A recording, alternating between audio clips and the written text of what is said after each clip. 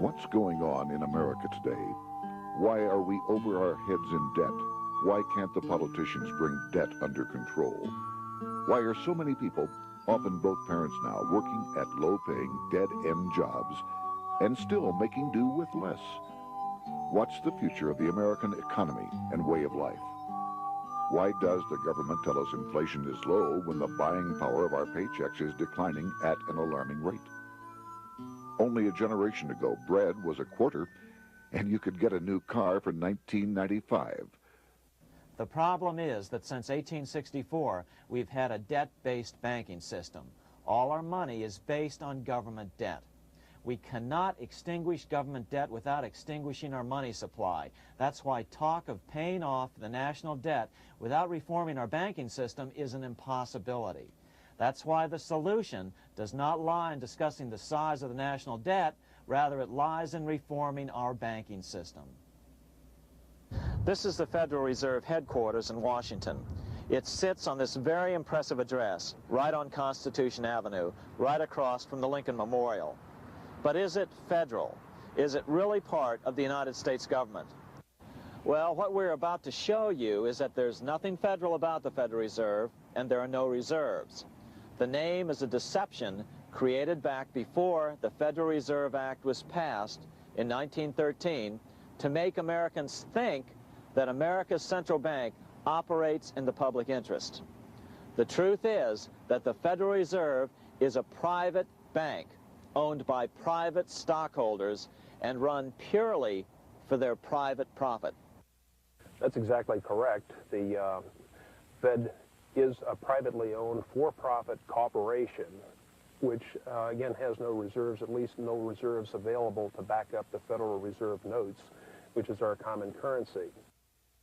Oh, absolutely. The Federal Reserve is neither federal and has doubtful reserves. It's a private bank that is owned by member banks. And it was chartered under the guise of deceit by an act of Congress in 1913. If there's still any doubt whether the Federal Reserve is a part of the U.S. government, check your local telephone book. In most cities, it is not listed in the blue government pages. It is listed in the business white pages right next to Federal Express, another private company. But more directly, U.S. courts have ruled time and time again that the Fed is a private corporation. Why can't Congress do something about the Fed? Most members of Congress just don't understand the system, and the few who do are afraid to speak up. For example, initially a veteran congressman from Chicago asked us if he could be interviewed for this video. However, both times our camera crew arrived at his office to do the interview, this was all we were able to film. The congressman never appeared, and eventually decided he no longer wanted to participate. But a few others in Congress have been bolder over the years. Here are 3 quick examples.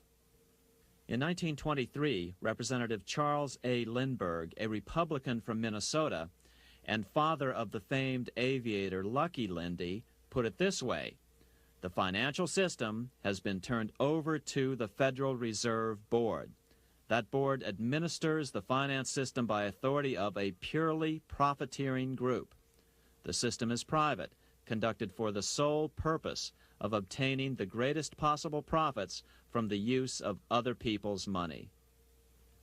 One of the most outspoken critics in Congress of the Fed was the former chairman of the House Banking and Currency Committee during the Great Depression years. Lewis T. McFadden, Republican of Pennsylvania, said in 1932, "We have in this country one of the most corrupt institutions the world has ever known. I refer to the Federal Reserve Board. This evil institution has impoverished the people of the United States and has practically bankrupted our government. It has done this through the corrupt practices of the moneyed vultures who control it." Senator Barry Goldwater was a frequent critic of the Fed. Most Americans have no real understanding of the operation of the international moneylenders. The accounts of the Federal Reserve System have never been audited. It operates outside the control of Congress and manipulates the credit of the United States. The Federal Reserve really even though it is not part of the federal government, it is more powerful than the federal government. It's more powerful than the president, the Congress, and the courts. Now, a lot of people challenge me on that, but let me prove my case. The Federal Reserve determines what the average person's car payment is going to be, what their house payment is going to be, and whether they have a job or not. And I submit to you that that's total control. And the Federal Reserve is the largest single creditor of the United States government. What does Proverbs tell us? The borrower is servant to the lender. What one has to understand is that from the day the Constitution was adopted right up to today, the folks who profit from privately owned central banks, as Madison called them, the money changers, have fought a running battle for control over who gets to print America's money. Why is who prints the money so important? Think of money as just another commodity.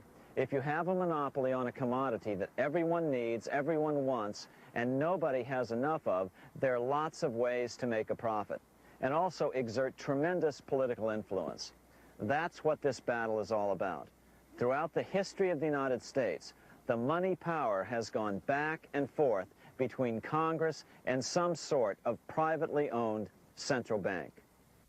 The Founding Fathers knew the evils of a privately owned central bank. First of all, they had seen how the privately owned British central bank, the Bank of England, had run up the British national debt to such an extent that Parliament had been forced to place unfair taxes on the American colonies. In fact, as we'll see later, Ben Franklin claimed that this was the real cause of the American Revolution. Most of the Founding Fathers realized the potential dangers of banking and feared bankers' accumulation of wealth and power. Jefferson put it this way: I sincerely believe that banking institutions are more dangerous to our liberties than standing armies. The issuing power should be taken from the banks and restored to the people to whom it properly belongs. That succinct statement of Jefferson is, in fact, the solution to all our economic problems today. It bears repeating. The issuing power should be taken from the banks and restored to the people to whom it properly belongs. James Madison, the main author of the Constitution, agreed. Interestingly, he called those behind the central bank scheme money changers. Madison strongly criticized their actions. History records that the money changers have used every form of abuse, intrigue, deceit, and violent means possible to maintain their control over governments by controlling money and its issuance. The battle over who gets to issue our money has been the pivotal issue throughout the history of the United States. Wars are fought over it, depressions are caused to acquire it. Yet after World War I, this battle was rarely mentioned in newspapers or history books. Why? By World War I, the money changers, with their dominant wealth, had seized control of most of the nation's press. Throughout U.S. history, this battle over who gets the power to issue our money has raged. In fact, it's changed hands back and forth 8 times since 1764, yet this fact has virtually vanished from public view for over 3 generations behind a smokescreen emitted by Fed cheerleaders in the media. Until we stop talking about deficits and government spending and start talking about who controls how much money we have, it's all just a big shell game, a complete and utter deception. It won't matter if you pass an ironclad amendment to the Constitution mandating a balanced budget. Our situation is only going to get worse until we root out the cause at its source. What's the solution for our national problem? First of all, education. That's what this video presentation is all about. But secondly, we must act. We must take back the power to issue our own money. Issuing our own money is not a radical solution. I want to stress that. It's the same solution used at different points in U.S. history by men like Benjamin Franklin, Thomas Jefferson, Andrew Jackson, Martin Van Buren, and Abraham Lincoln.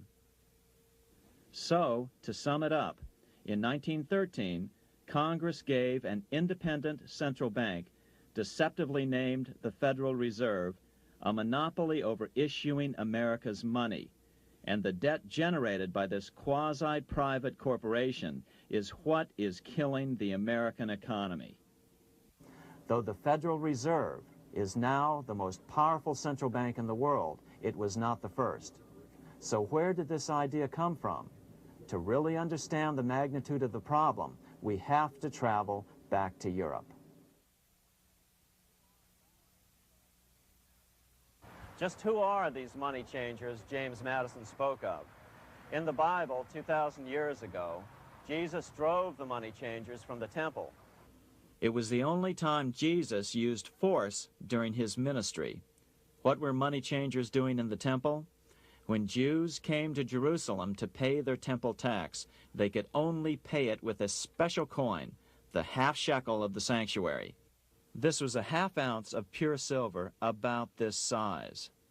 It was the only coin around at that time which was pure silver and of assured weight without the image of a pagan emperor.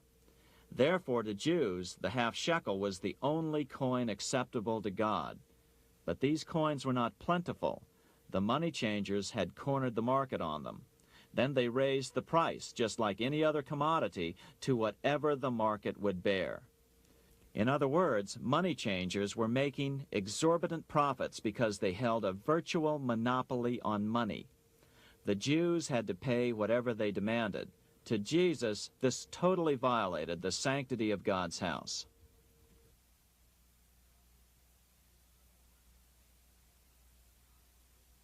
But the money-changing scam did not originate in Jesus' day.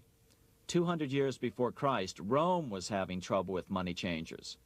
2 early Roman emperors had tried to diminish the power of the money changers by reforming usury laws and limiting land ownership to 500 acres. They were both assassinated.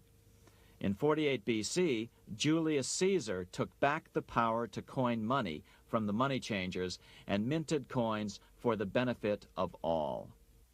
With this new, plentiful supply of money, he built great public works projects. By making money plentiful, Caesar won the love of the common man. But the money changers hated him.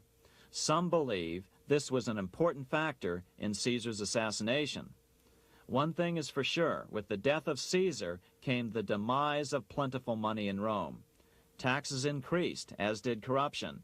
Just as in the case of America today, usury and debased coin became the rule. Eventually, the Roman money supply was reduced by 90%. As a result, the common people lost their lands and their homes, just as is about to happen soon in America. With the demise of plentiful money, the masses lost confidence in the Roman government and refused to support it. Rome plunged into the gloom of the Dark Ages.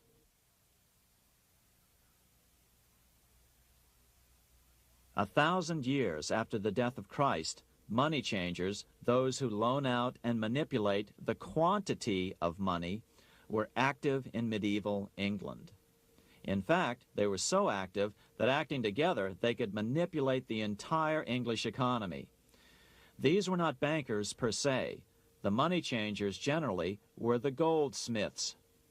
They were the first bankers because they started keeping other people's gold for safekeeping in their vaults. The first paper money was merely a receipt for gold left at the goldsmith. Paper money caught on because it was more convenient than carrying around a lot of heavy gold and silver coins. Eventually, goldsmiths noticed that only a small fraction of the depositors ever came in and demanded their gold at any one time. Goldsmiths started cheating on the system. They discovered that they could print more money than they had gold, and usually no one would be the wiser. Then they could loan out this extra money and collect interest on it. This was the birth of fractional reserve banking. That is, loaning out many times more money than you have assets on deposit. So, if $1,000 in gold were deposited with them, they could loan out about $10,000 in paper money and draw interest payments on it, and no one would ever discover the deception. By this means, goldsmiths gradually accumulated more and more wealth and used this wealth to accumulate more and more gold. Today, this practice of loaning out more money than there are reserves is known as fractional reserve banking. Every bank in the United States is allowed to loan out at least 10 times more money than they actually have. That's why they get rich on charging, let's say, 8% interest. It's not really 8% per year, which is their income. It's 80%. That's why bank buildings are always the largest in town. But does that mean that all interest or all banking should be illegal? Hardly. In the Middle Ages, canon law, the law of the Catholic Church, forbade charging interest on loans. This concept followed the teachings of Aristotle and St. Thomas Aquinas.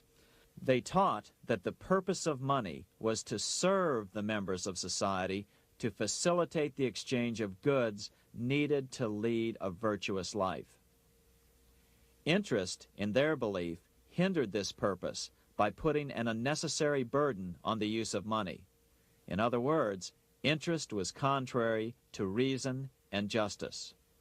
Reflecting church law in the Middle Ages, Europe forbade charging interest on loans and made it a crime called usury. As commerce grew, and therefore opportunities for investment arose in the late Middle Ages, it came to be recognized that to loan money had a cost for the lender, both in risk and in lost opportunity. So some charges were allowed, but not interest per se. But all moralists, no matter what religion, condemn fraud, oppression of the poor, and injustice as clearly immoral. As we will see, fractional reserve lending is rooted in a fraud, results in widespread poverty, and reduces the value of everyone else's money. The ancient goldsmiths discovered that extra profits could be made by rowing the economy between easy money and tight money. When they made money easier to borrow, then the amount of money in circulation expanded. Money was plentiful. People took out more loans to expand their businesses. But then the money changers would tighten the money supply. They would make loans more difficult to get.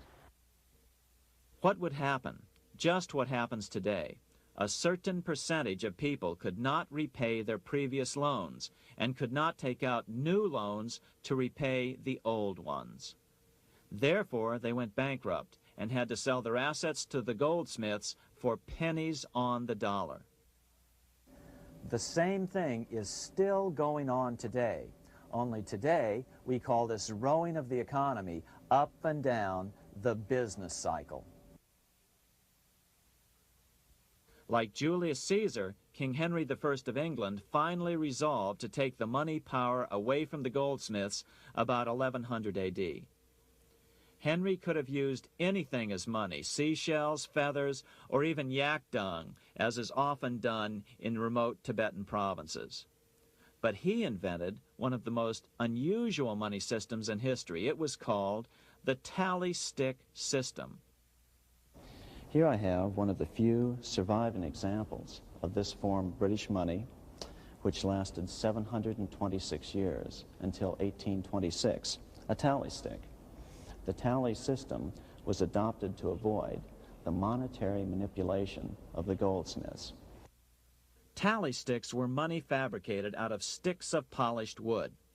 Notches were cut along one edge of the stick to indicate the denominations. Then the stick was split lengthwise through the notches so that both pieces still had a record of the notches. The king kept one half to protect against counterfeiting. Then he would spend the other half into the economy and they would circulate as money. This particular tally stick is huge. It represented 25,000 pounds. One of the original stockholders in the Bank of England purchased his original shares with this stick. In other words, he bought shares in the world's richest and most powerful corporation with a stick of wood. It's ironic that after its formation in 1694, the Bank of England attacked the tally stick system because it was money outside the power of the money changers, just as King Henry had wanted it to be. Why do people accept sticks of wood for money? That's a great question. Throughout history, people traded anything they thought had value and used as money. You see, the secret is that money is only what people agree on to use as money. What's our paper money today? It's really just paper. But here's the trick. King Henry ordered that tally sticks had to be used to pay the king's taxes. This built-in demand for tally sticks immediately made them circulate and be accepted as money. And they worked well. In fact, no other form of money has worked so well for so long as tally sticks. Keep in mind, the British Empire was built under the tally stick system. The tally stick system succeeded despite the fact that the money changers constantly attacked it by offering the metal coin system as competition. In other words, metal coins never went completely out of circulation, but tally sticks hung on because they were good for the payment of taxes. Finally, in the 1500s, King Henry VIII relaxed the laws concerning usury, and the money changers wasted no time reasserting themselves. They quickly made their gold and silver money plentiful for a few decades. But when Queen Mary took the throne and tightened the usury laws again, the money changers renewed the hoarding of gold and silver coins, forcing the economy to plummet. When Queen Mary's sister, Queen Elizabeth I, took the throne, she was determined to regain control over English money. Her solution was to issue gold and silver coins from the public treasury and take the control over the money supply away from the money changers. Although control over money was not the only cause of the English Revolution in 1642, religious differences fueled the conflict. Monetary policy played a major role. Financed by the money changers, Oliver Cromwell finally overthrew King Charles, purged the Parliament, and put the king to death. The money changers were immediately allowed to consolidate their financial power. The result was that for the next 50 years, the money changers plunged Great Britain into a series of costly wars. They took over a square mile of property in the center of London, known as the City of London. This area today is still known as one of the 3 predominant financial centers of the world.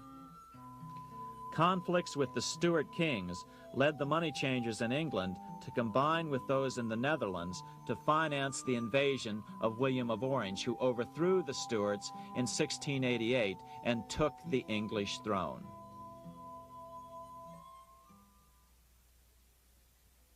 By the end of the 1600s, England was in financial ruin. 50 years of more or less continuous wars with France and Holland had exhausted her. Frantic government officials met with the money changers to beg for the loans necessary to pursue their political purposes.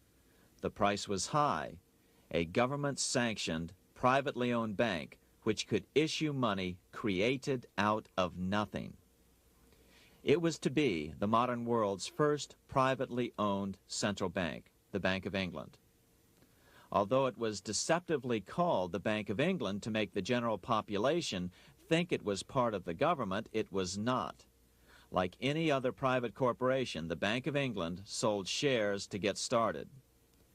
The investors, whose names were never revealed, were supposed to put up £1.25 million British pounds in gold coin to buy their shares in the bank, but only £750,000 was ever received.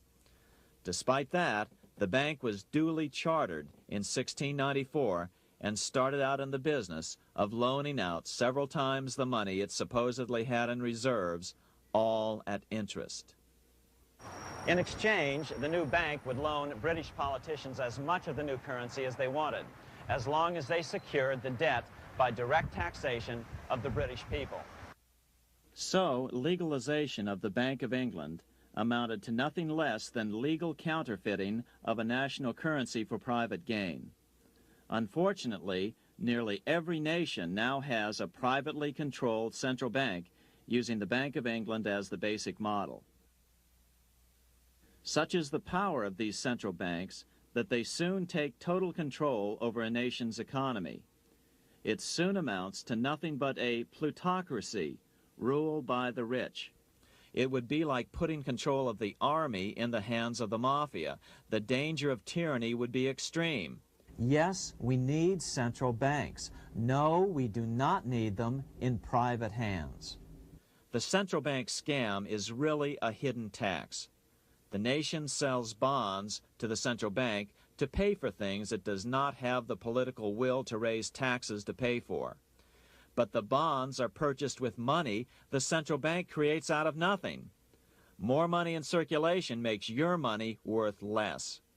The government gets as much money as it needs, and the people pay for it in inflation. The beauty of the plan is that not one person in 1,000 can figure it out because it's usually hidden behind complex-sounding economics gibberish. With the formation of the Bank of England, the nation was soon awash in money. Prices throughout the country doubled.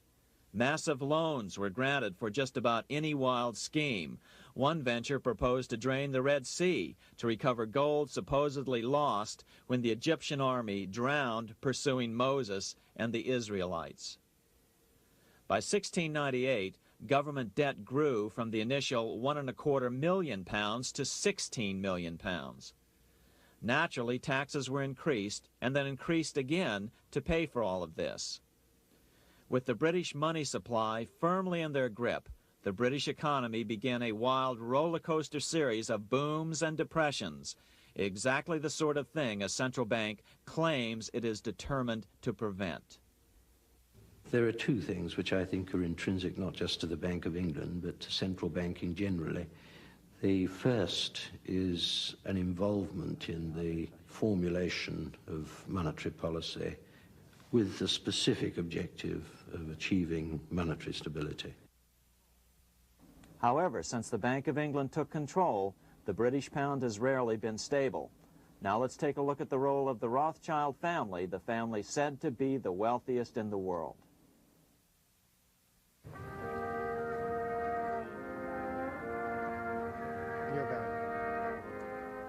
This is Frankfurt, Germany. 50 years after the Bank of England opened its doors, a goldsmith named Amschel Moses Bauer opened a coin shop, a counting house, in 1743. And over the door he placed a sign depicting a Roman eagle on a red shield. The shop became known as the Red Shield Firm, or in German, Rothschild.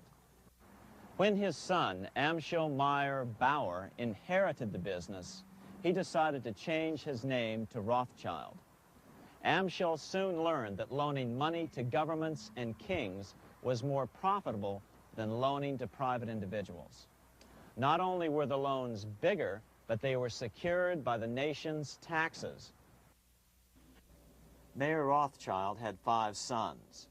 He trained them all in the skills of money creation, then sent them out to the major capitals of Europe to open branch offices of the family banking business. His first son, Amschel Meyer, stayed in Frankfurt to mind the hometown bank. His second son, Solomon, was sent to Vienna. His third son, Nathan, was clearly the most clever.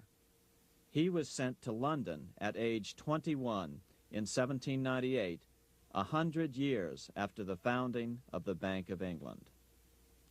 His fourth son, Karl, went to Naples, and his fifth son, Jacob, went to Paris. In 1785, Mayer Amschel moved his entire family to this larger house, a 5-story dwelling he shared with the Schiff family. This house was known as the Green Shield. The Rothschilds and the Schiffs would play a central role in the rest of European financial history and in that of the United States. The Rothschilds broke into dealings with European royalty here at Wilhelmshof, the palace of the wealthiest man in Germany. In fact, the wealthiest monarch in all Europe, Prince William of Hesse-Kassel. At first, the Rothschilds were only helping William speculate in precious coins. But when Napoleon chased Prince William into exile, he sent £550,000, a gigantic sum at that time, to Nathan Rothschild in London with instructions for him to buy consols, British government bonds, also called government stock. But Rothschild used the money for his own purposes. With Napoleon on the loose, the opportunities of wartime investments were nearly limitless. William returned here sometime prior to the Battle of Waterloo in 1815. He summoned Rothschild and demanded his money back. The Rothschilds returned William's money with the interest the British consuls would have paid him had the investment actually been made.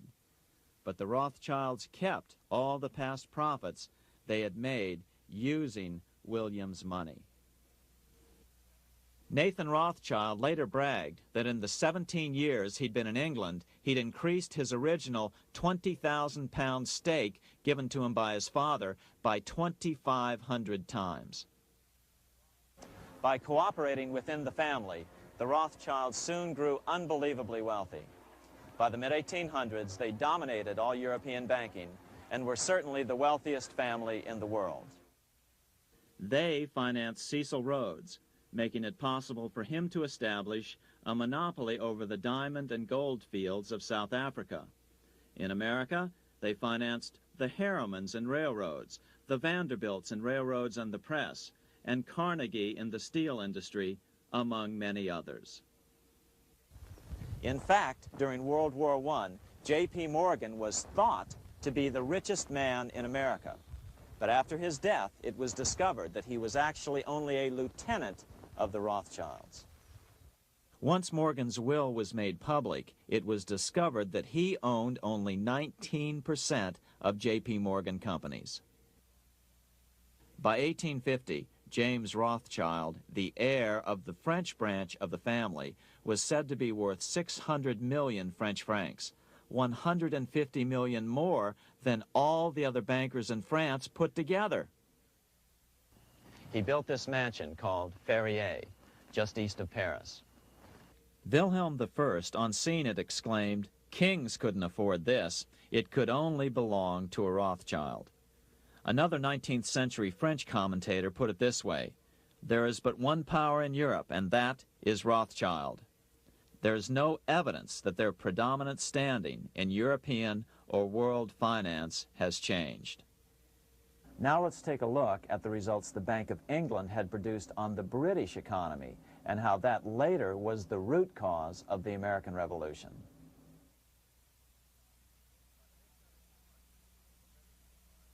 By the mid-1700s, the British Empire was nearing its height of power around the world. But Britain had fought 4 costly wars in Europe since the creation of their privately owned central bank, the Bank of England. The cost had been high. To finance these wars, the British Parliament here had borrowed heavily from the bank. By the mid-1700s, the government's debt here in Britain was £140 million, a staggering sum for those days. Consequently, the British government embarked on a program of trying to raise revenues from their American colonies in order to make their interest payments to the bank. But in America, it was a different story. The scourge of a privately owned central bank had not yet hit. This is Independence Hall in Philadelphia, where the Declaration of Independence and Constitution were signed. In the mid-1700s, pre-revolutionary America was still relatively poor. There was a severe shortage of precious metal coins to trade for goods, so the early colonists were forced to experiment with printing their own homegrown paper money. Some of these experiments were successful. Franklin was a big supporter of the colonies printing their own paper money. In 1757, Franklin was sent to London. He ended up staying for the next 18 years here, nearly until the start of the American Revolution. During this period, the American colonies began to issue their own money. Called colonial scrip, the endeavor was very successful. It provided a reliable medium of exchange, and it also helped to provide a feeling of unity between the colonies. Remember, colonial scrip was just paper money, debt-free money, printed in the public interest, and not backed by gold or silver coin. In other words, it was a totally fiat currency. One day, officials of the Bank of England asked Franklin how he would account for the newfound prosperity of the colonies. Without hesitation, he replied, "That is simple. In the colonies, we issue our own money. It is called colonial scrip. We issue it in proper proportion to the demands of trade and industry to make the products pass easily from the producers to the consumers. In this manner, creating for ourselves our own paper money, we control its purchasing power, and we have no interest to pay to no one." This was just common sense to Franklin, but you can imagine the impact it had on the Bank of England. America had learned the secret of money, and that genie had to be returned to its bottle as soon as possible.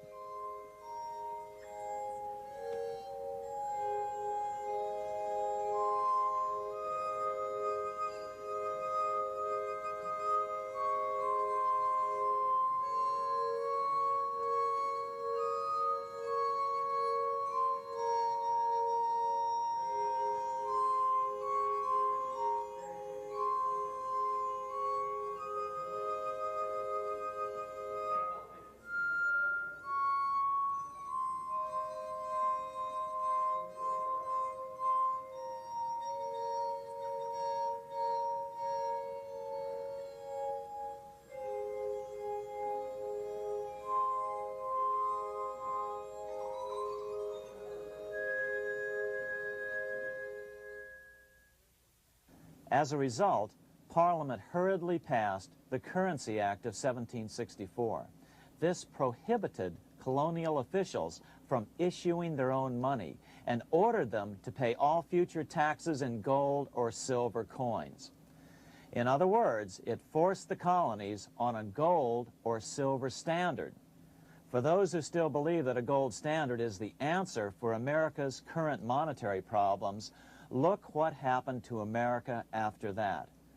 Writing in his autobiography, Franklin said, "In 1 year, the conditions were so reversed that the era of prosperity ended and a depression set in to such an extent that the streets of the colonies were filled with unemployed."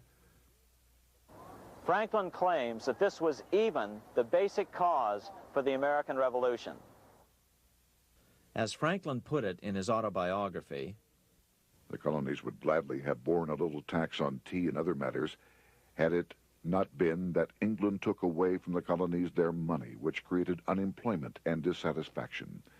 The inability of the colonists to get the power to issue their own money permanently out of the hands of George III and the international bankers was the prime reason for the Revolutionary War." by the time the first shots were fired in Lexington, Massachusetts, on April 19, 1775, the colonies had been drained of gold and silver coin by British taxation. As a result, the Continental government had no choice but to print money to finance the war. At the start of the Revolution, the U.S. money supply stood at $12 million. By the end of the war, it was nearly $500 million. As a result, the currency was virtually worthless. Shoes sold for $5,000 a pair. Colonial scrip had worked because just enough was issued to facilitate trade. As George Washington lamented, a wagon load of money will scarcely purchase a wagon load of provisions. Today, those who support a gold-backed currency point to this period during the Revolution to demonstrate the evils of a fiat currency. But remember, the same currency had worked so well 20 years earlier during times of peace that the Bank of England had Parliament outlaw it. Towards the end of the Revolution, the Continental Congress, meeting here at Independence Hall, grew desperate for money. In 1781, they allowed Robert Morris, their financial superintendent, to open a privately owned central bank. Incidentally, Morris was a wealthy man who had grown wealthier during the Revolution by trading in war materials. Called the Bank of North America, the new bank was closely modeled after the Bank of England. It was allowed to practice fractional reserve banking. That is, it could lend out money it didn't have, then charge interest on it. If you or I were to do that, we would be charged with fraud, a felony. The bank's charter called for private investors to put up $400,000 worth of initial capital. But when Morris was unable to raise the money, he brazenly used his political influence to have gold deposited in the bank, which had been loaned to America by France. He then loaned this money to himself and his friends to reinvest in shares of the bank. And, like the Bank of England, the bank was given a monopoly over the national currency. Soon the dangers became clear. The value of American currency continued to plummet. So, 4 years later, in 1785, the bank's charter was not renewed. The leader of the effort to kill the bank, William Findley of Pennsylvania, explained the problem this way, quote, "This institution, having no principle but that of avarice, will never be varied in its object, to engross all the wealth, power, and influence of the state." The men behind the Bank of North America, Alexander Hamilton, Robert Morris, and the bank's president, Thomas Whiling, did not give up. Only 6 years later, Hamilton, then Secretary of the Treasury, and his mentor, Morris, rammed a new privately owned central bank through the new Congress. Called the first bank of the United States, Thomas Whiling again served as the bank's president. The players were the same, only the name of the bank was changed.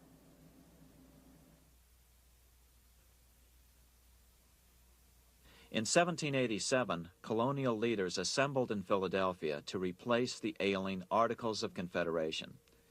As we saw earlier, both Thomas Jefferson and James Madison were unalterably opposed to a privately owned central bank. They had seen the problems caused by the Bank of England. They wanted nothing of it. As Jefferson later put it, "If the American people ever allow private banks to control the issue of their currency, first by inflation, then by deflation, the banks and the corporations which grow up around them will deprive the people of all property until their children wake up homeless on the continent their fathers conquered." During the debate over the future monetary system, another one of the founding fathers, Gouverneur Morris, castigated the motivations of the owners of the Bank of North America. Gouverneur Morris headed the committee that wrote the final draft of the Constitution. Morris knew the motivations of the bank well. Along with his old boss, Robert Morris, Gouverneur Morris and Alexander Hamilton were the ones who had presented the original plan for the Bank of North America to the Continental Congress in the last year of the Revolution.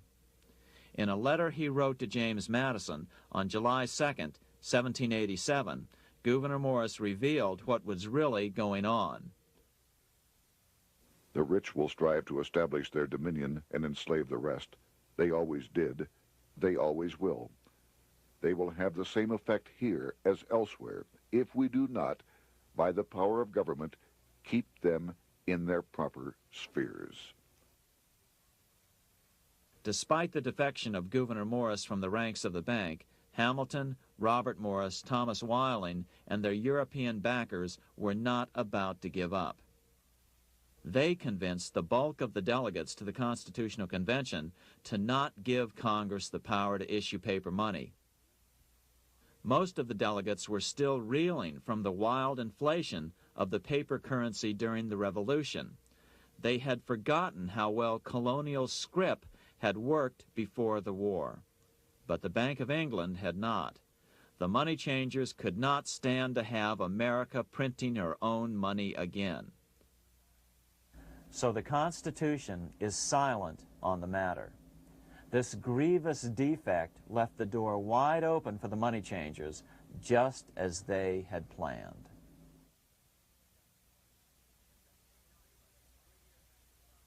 In 1790, less than 3 years after the Constitution had been signed, the money changers struck again. The newly appointed first Secretary of the Treasury, Alexander Hamilton, proposed a bill to the Congress calling for a new, privately owned central bank. Coincidentally, that was the very year that Amschel Rothschild made his pronouncement from his flagship bank in Frankfurt. Let me issue and control a nation's money, and I care not who writes the laws. Alexander Hamilton was a tool of the international bankers, and he wanted to create the U.S. Bank, the BUS, or the Bank of the United States, and did so. Interestingly, one of Hamilton's first jobs after graduating from law school in 1782 was as an aide to Robert Morris, the head of the Bank of North America. In fact, the year before, Hamilton had written Morris a letter saying, "A national debt, if it is not excessive, will be to us a national blessing." A blessing to whom? After a year of intense debate, in 1791, Congress passed the bill and gave it a 20-year charter. The new bank was to be called the First Bank of the United States, or BUS. Here we are in front of the First Bank of the United States in Philadelphia. The bank was given a monopoly on printing U.S. currency, even though 80% of its stock would be held by private investors. The other 20% would be purchased by the U.S. government. But the reason was not to give the government a piece of the action. It was to provide the capital for the other 80% owners. As with the old Bank of North America and the Bank of England before that, the stockholders never paid the full amount for their shares. The U.S. government put up their initial $2 million in cash. Then the bank, through the old magic of fractional reserve lending, made loans to its charter investors so they could come up with the remaining $8 million of capital needed for this risk-free investment. Like the Bank of England, the name of the Bank of the United States was deliberately chosen to hide the fact that it was privately controlled. And like the Bank of England, the names of the investors in the bank were never revealed. Many years later, it was a common saying that the Rothschilds were the power behind the old Bank of the United States. The bank was sold to Congress as a way to bring stability to the banking system and eliminate inflation. So what happened? Over the first 5 years, the U.S. government borrowed $8.2 million from the Bank of the United States. In the same 5-year period, prices rose by 72%. Jefferson, as the new Secretary of State, watched the borrowing with sadness and frustration, unable to stop it. I wish it were possible to obtain a single amendment to our Constitution, taking from the federal government the power of borrowing. Millions of Americans feel the same way today. They watch in helpless frustration as the federal government borrows the American economy into oblivion. So, although it was called the First Bank of the United States, it was not the first attempt at a privately owned central bank in this country. As with the Bank of North America, the government put up most of the cash to get this private bank going, then the bankers loaned the money to each other to buy the remaining stock in the bank. It was a scam, plain and simple, and they wouldn't be able to get away with it for long. But first, we have to travel back to Europe to see how a single man was able to manipulate the entire British economy by obtaining the first news of Napoleon's final defeat.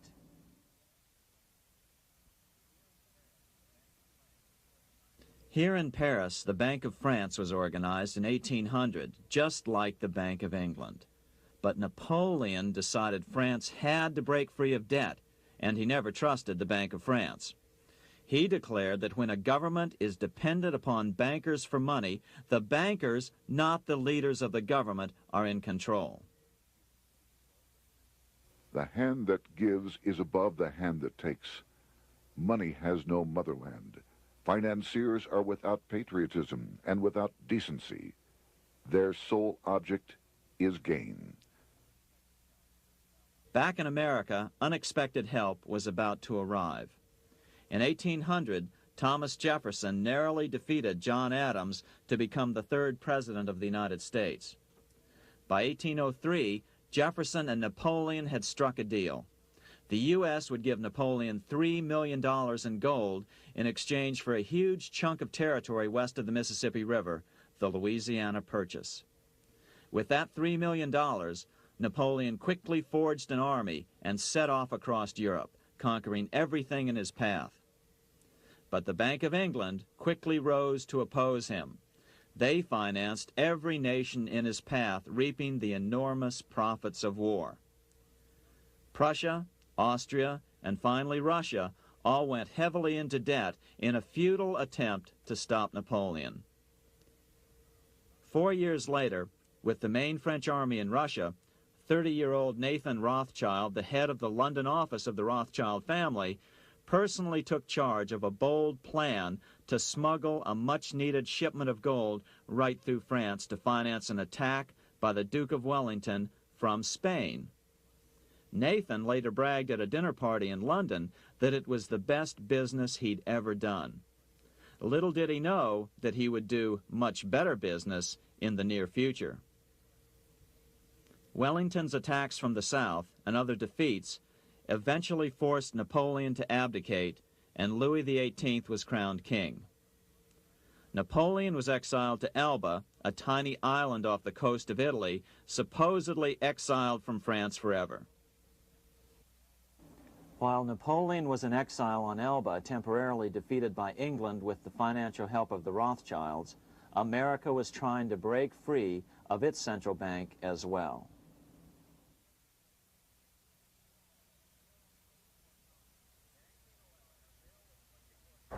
In 1811, a bill was put before Congress to renew the charter of the Bank of the United States. The debate grew very heated, and the legislatures of both Pennsylvania and Virginia passed resolutions asking Congress to kill the bank. The press corps of the day attacked the bank openly, calling it a great swindle, a vulture, a viper, and a cobra.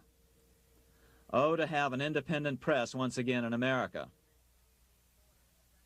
A congressman named P.B. Porter attacked the bank from the floor of Congress, saying if the bank's charter was renewed, Congress, quote, will have planted in the bosom of this Constitution a viper, which one day or another will sting the liberties of this country to the heart, close quote.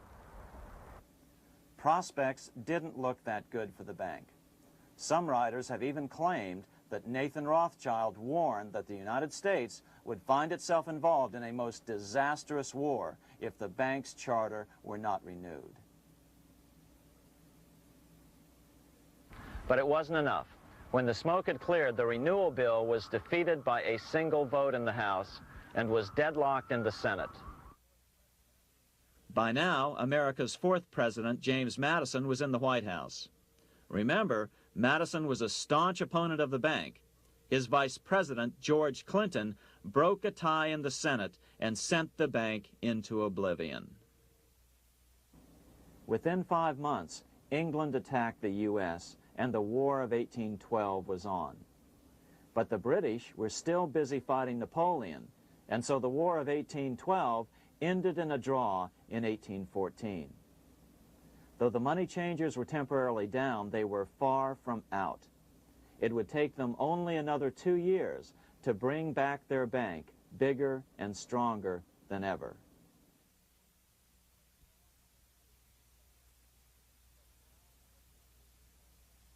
But now let's return to Napoleon, because nothing else in history more aptly demonstrates the ingenuity of the Rothschild family than their control of the British stock market after Waterloo. In 1815, a year after the end of the War of 1812 in America, Napoleon escaped his exile and returned to Paris. French troops were sent out to capture him, but such was his charisma that the soldiers rallied around their old leader and hailed him as their emperor once again. In March of 1815, Napoleon equipped an army which Britain's Duke of Wellington defeated less than 90 days later at Waterloo. Some writers claim Napoleon borrowed £5 million from the Bank of England to rearm. But it appears these funds actually came from the Ouvard banking house in Paris. Nevertheless, from about this point on, it was not unusual for privately controlled central banks to finance both sides in a war. Why would a central bank finance opposing sides in a war? Because war is the biggest debt generator of them all. A nation will borrow any amount for victory. The ultimate loser is loaned just enough to hold out the vain hope of victory, and the ultimate winner is given enough to win. Besides, such loans are usually conditioned upon the guarantee that the victor will honor the debts of the vanquished.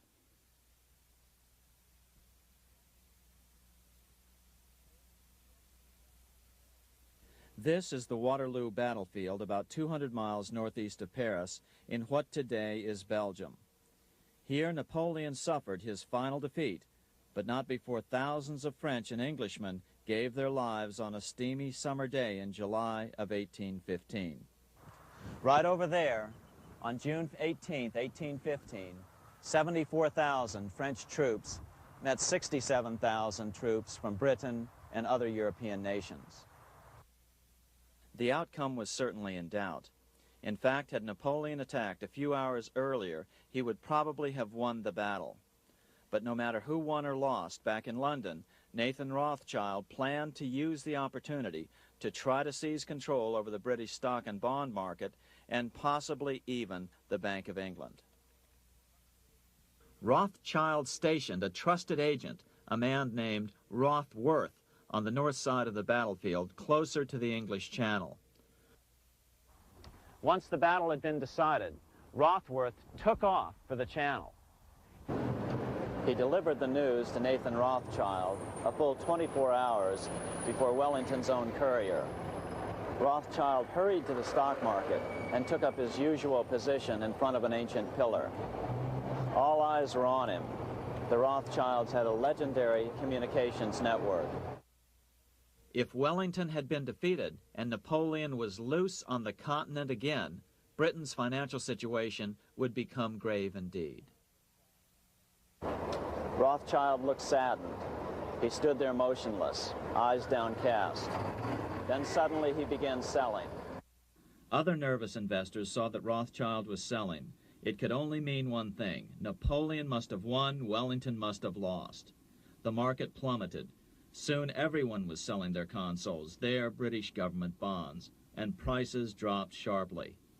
But then Rothschild started secretly buying up the consols through his agents for only a fraction of their worth hours before. Myths, legends, you say?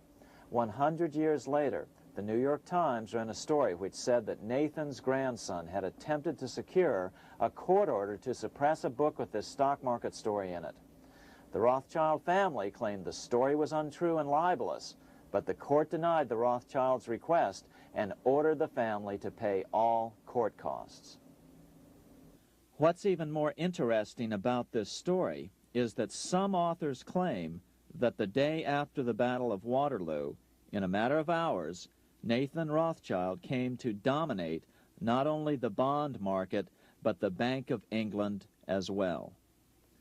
Whether or not the Rothschild family seized control of the Bank of England, the first privately owned central bank in a major European nation and the wealthiest, one thing is certain. By the mid-1800s, the Rothschilds were the richest family in the world, bar none. They dominated the new government bond markets and branched into other banks and industrial concerns. In fact, the rest of the 19th century was known as the Age of the Rothschilds. Despite this overwhelming wealth, the family has generally cultivated an aura of invisibility. Although the family controls scores of industrial, commercial, mining, and tourist corporations, only a handful bear the Rothschild name. By the end of the 19th century, one expert estimated that the Rothschild family controlled half the wealth of the world. Whatever the extent of their vast wealth, it is reasonable to assume that their percentage of the world's wealth has increased since then. But since the turn of the century, the Rothschilds have cultivated the notion that their power has somehow waned even as their wealth increases.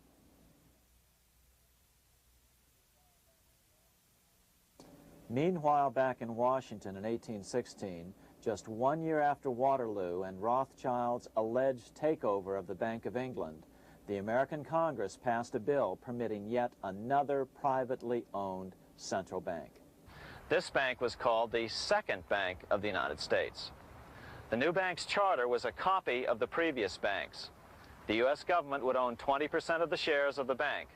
Of course, the federal share was paid by the Treasury up front into the bank's coffers. Then, through the magic of fractional reserve lending, it was transformed into loans to private investors who then bought the remaining 80% of the shares.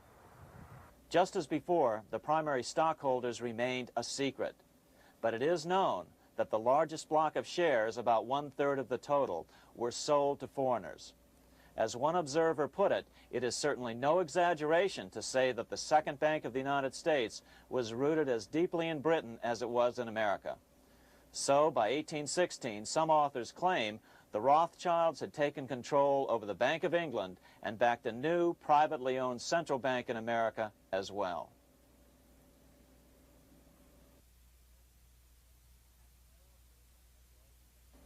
After 12 years of manipulations of the U.S. economy on the part of the Second Bank of the U.S., the American people had had just about enough.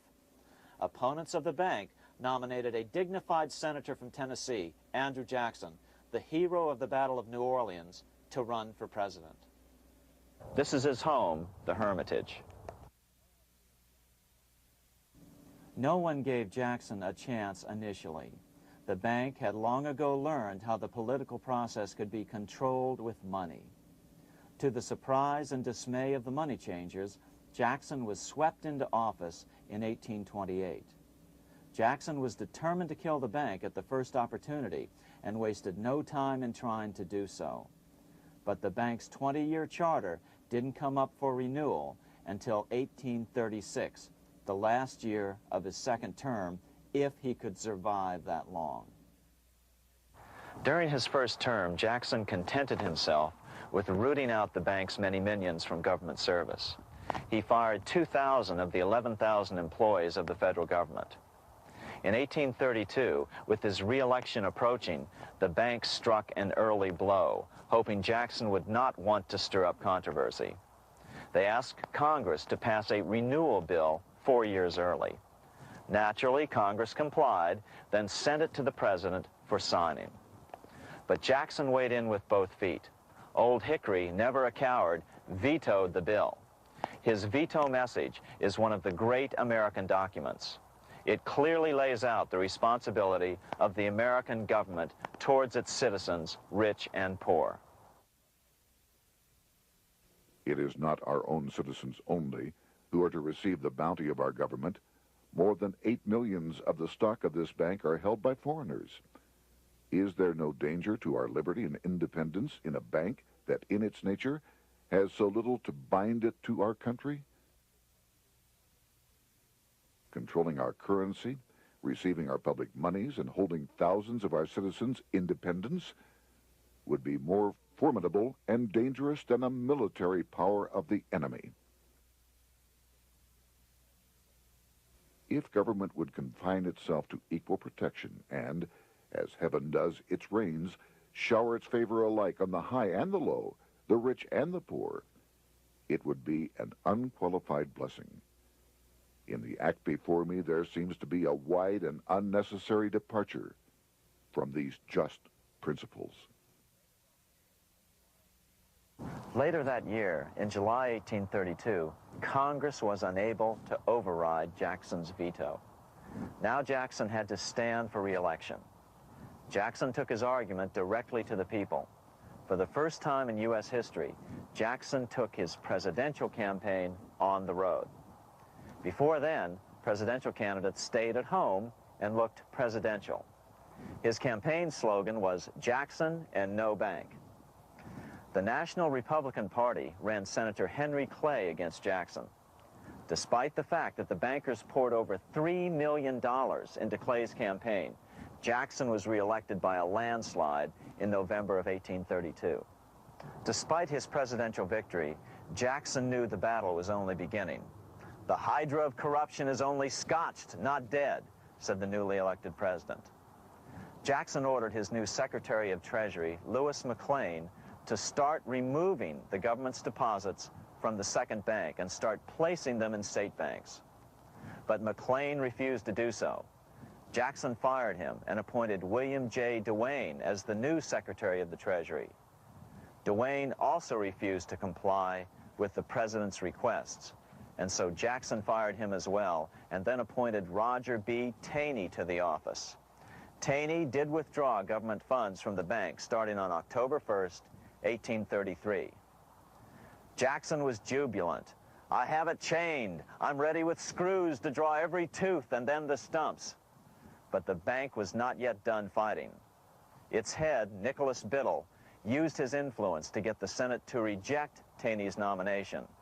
Then, in a rare show of arrogance, Biddle threatened to cause a depression if the bank was not rechartered. This worthy president thinks that because he has scalped Indians and imprisoned judges, he is to have his way with the bank. He is mistaken. Next, in an unbelievable fit of honesty for a central banker, Biddle admitted that the bank was going to make money scarce to force Congress to restore the bank. Nothing but widespread suffering will produce any effect on Congress. Our only safety is in pursuing a steady course of firm restriction, and I have no doubt that such a course will ultimately lead to restoration of the currency and the recharter of the bank. What a stunning revelation. Here was the pure truth, revealed with shocking clarity. Biddle intended to use the money contraction power of the bank to cause a massive depression until America gave in. Unfortunately, this has happened time and time again throughout U.S. history and is about to happen again in today's world. Nicholas Biddle made good on his threat. The bank sharply contracted the money supply by calling in old loans and refusing to extend new ones. A financial panic ensued, followed by a deep depression. Naturally, Biddle blamed Jackson for the crash, saying that it was caused by the withdrawal of federal funds from the bank. Unfortunately, his plan worked well. Wages and prices sagged. Unemployment soared along with business bankruptcies. The nation quickly went into an uproar. Newspaper editors blasted Jackson in editorials. The bank threatened to withhold payments, which then could be made directly to key politicians for their support. Within only months, Congress assembled in what was called the panic session. 6 months after he had withdrawn funds from the bank, Jackson was officially censured by a resolution which passed the Senate by a vote of 26 to 20. It was the first time a president had ever been censured by Congress. Jackson lashed out at the bank. "You are a den of vipers. I intend to rout you out, and by eternal God, I will rout you out." America's fate teetered on a knife edge. If Congress could muster enough votes to override Jackson's veto, the bank would be granted another 20-year monopoly or more over America's money, time enough to consolidate its already great power. Then a miracle occurred. The governor of Pennsylvania came out supporting President Jackson and strongly criticized the bank. On top of that, Biddle had been caught boasting in public about the bank's plan to crash the economy. Suddenly, the tide shifted. In April of 1834, the House of Representatives voted 134 to 82 against rechartering the bank. This was followed up by an even more lopsided vote to establish a special committee to investigate whether the bank had caused the crash. When the investigating committee arrived at the bank's door in Philadelphia, armed with a subpoena to examine the books, Biddle refused to give them up. Nor would he allow inspection of correspondence with congressmen relating to their personal loans and advances he'd made to them. He also refused to testify before the committee back in Washington. On January 8, 1835, Jackson paid off the final installment on the national debt, which had been necessitated by allowing the banks to issue currency for government bonds rather than simply issuing treasury notes without such debt.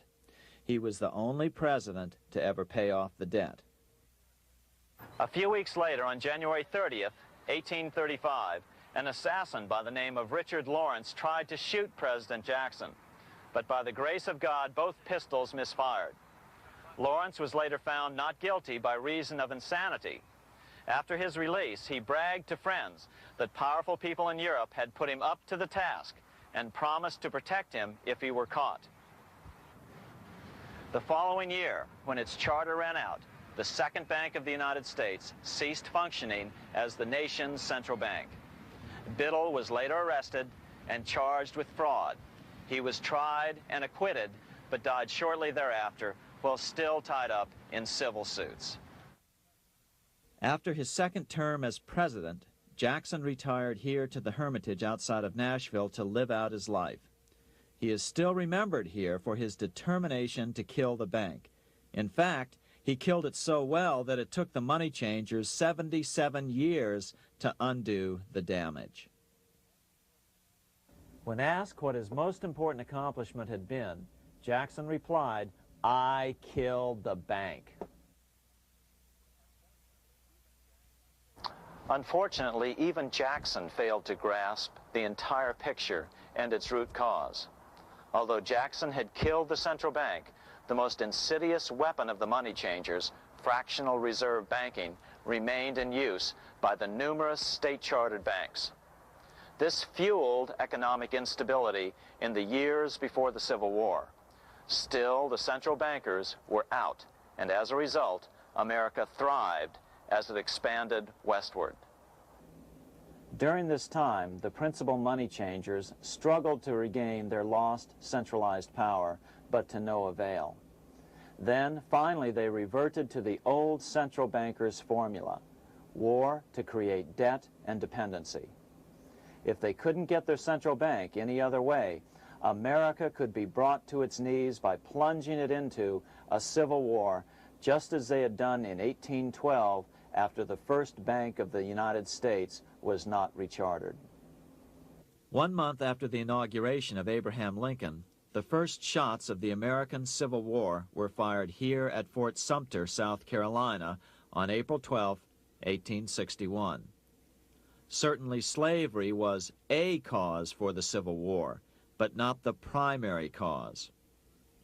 Lincoln knew that the economy of the South depended upon slavery, and so before the Civil War, he had no intention of eliminating it. Lincoln had put it this way in his inaugural address only 1 month earlier. I have no purpose, directly or indirectly, to interfere with the institution of slavery in the states where it now exists. I believe I have no lawful right to do so, and I have no inclination to do so. Even after the first shots were fired here at Fort Sumter, Lincoln continued to insist that the Civil War was not about the issue of slavery. My paramount objective is to save the Union, and it is not either to save or destroy slavery. If I could save the Union without freeing any slave, I would do it. So what was the Civil War all about? There were many factors at play. Northern industrialists had used protective tariffs to prevent the southern states from buying cheaper European goods.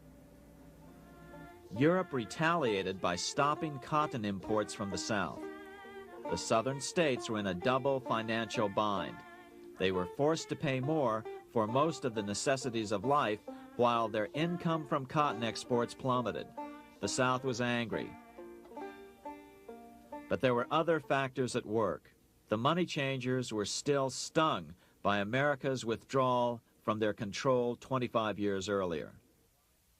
Since then, America's wildcat economy had made the nation rich, a bad example for the rest of the world. The central bankers now saw an opportunity to split the rich new nation, to divide and conquer by war. Was this just some sort of wild conspiracy theory at the time? Well, let's take a look at what a well-placed observer of the scene had to say at the time. His name was Otto von Bismarck, Chancellor of Germany, the man who united the German states a few years later. The division of the United States into federations of equal force was decided long before the Civil War by the high financial powers of Europe. These bankers were afraid that the United States, if they remained as one bloc and as one nation, would attain economic and financial independence which would upset their financial domination over the world. Within months after the first shots here at Fort Sumter, the central bankers loaned Napoleon III of France, the nephew of the Waterloo Napoleon, 210 million francs to seize Mexico and station troops along the southern border of the U.S., taking advantage of their war to violate the Monroe Doctrine and return Mexico to colonial rule. No matter what the outcome of the Civil War, a weakened America, heavily indebted to the money changers, would open up Central and South America once again to European colonization and domination. The very thing America's Monroe Doctrine had forbade in 1823. At the same time, Great Britain moved 11,000 troops into Canada and positioned them menacingly along America's northern border. The British fleet went to war alert should their quick intervention be called for. Lincoln knew he was in a double bind. That's why he agonized over the fate of the Union. There was a lot more to it than just differences between the North and the South. That's why his emphasis was always on union and not merely the defeat of the South. But Lincoln needed money to win. In 1861, Lincoln and his Secretary of Treasury, Salmon P. Chase, went to New York to apply for the necessary loans.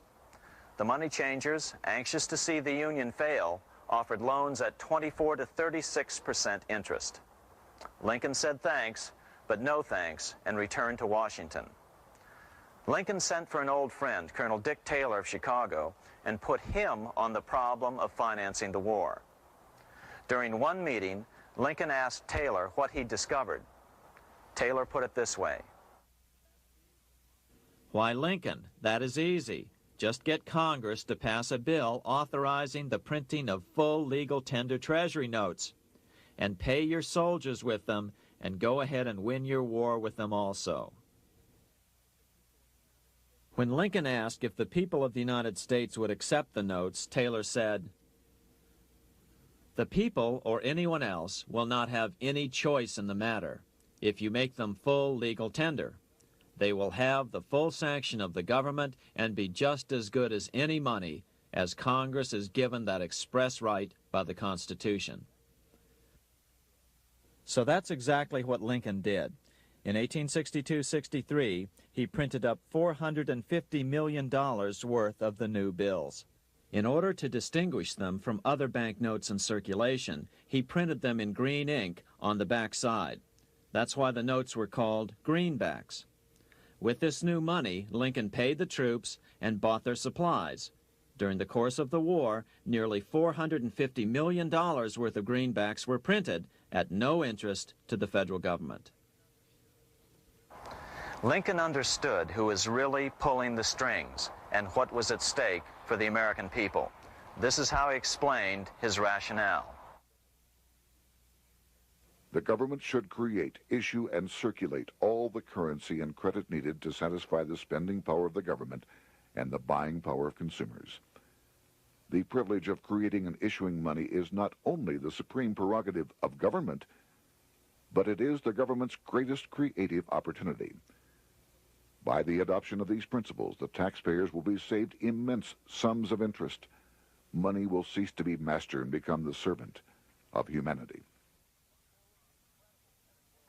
A truly incredible editorial in the London Times explained the central bankers' attitude towards Lincoln's greenbacks. If this mischievous financial policy, which has its origins in North America, shall become indurated down to a fixture, then That government will furnish its own money without cost. It will pay off debts and be without debt. It will have all the money necessary to carry on its commerce. It will become prosperous without precedent in the history of the world. The brains and wealth of all countries will go to North America. That country must be destroyed, or it will destroy every monarchy on the globe. The scheme was effective, so effective that the next year, 1863, with Federal and Confederate troops beginning to mass for the decisive battle of the Civil War, and the Treasury in need of further congressional authority to issue more greenbacks, Lincoln allowed the bankers to push through the National Bank Act.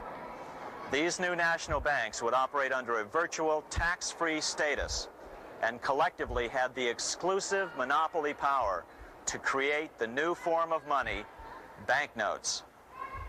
Though greenbacks continued to circulate, their numbers were not increased. But most importantly, from this point on, the entire U.S. money supply would be created out of debt by bankers buying U.S. government bonds and issuing them for reserves for banknotes. As historian John Kenneth Galbraith explained it, in numerous years following the war, the federal government ran a heavy surplus. It could not, however, pay off its debt, retire its securities, because to do so meant there would be no bonds to back the national banknotes. To pay off the debt was to destroy the money supply. Later in 1863, Lincoln got some unexpected help from Tsar Alexander II of Russia. The Tsar, like Bismarck in Germany, knew what the international money changers were up to and had steadfastly refused to let them set up a central bank in Russia.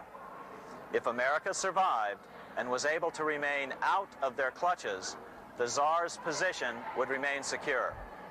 If the bankers were successful at dividing America and giving the pieces back to Great Britain and France, both nations under control of their central banks, eventually they would threaten Russia again. So the Tsar gave orders that if either England or France actively intervened and gave aid to the South, Russia would consider such action as a declaration of war. He did the same with part of his Pacific Fleet and sent them to port in San Francisco. Lincoln was reelected the next year, 1864. Had he lived, he would surely have killed the national bank's money monopoly extracted from him during the war. On November 21, 1864, he wrote a friend the following: The money power preys upon the nation in times of peace and conspires against it in times of adversity. It is more despotic than monarchy, more insolent than autocracy, more selfish than bureaucracy. Shortly before Lincoln was murdered, his former Secretary of Treasury, Salmon P. Chase, bemoaned his role in helping secure the passage of the National Banking Act only 1 year earlier. My agency in promoting the passage of the National Banking Act was the greatest financial mistake in my life.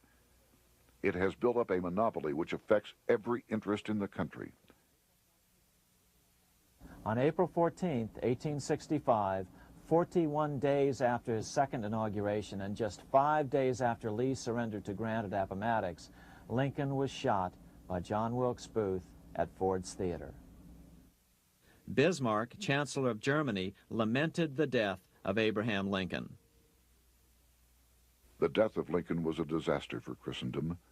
There was no man in the United States great enough to wear his boots. I fear that foreign bankers, with their craftiness and torturous tricks, will entirely corrupt the exuberant riches of America and use it systematically to corrupt modern civilization. They will not hesitate to plunge the whole of Christendom into wars and chaos in order that the earth should become their inheritance. Bismarck well understood the money changers' plan.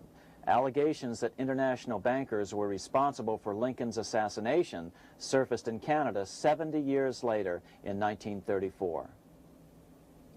Gerald G. McGeer, a popular and well-respected Canadian attorney, revealed this stunning charge in a 5-hour speech before the Canadian House of Commons, blasting Canada's debt-based money system.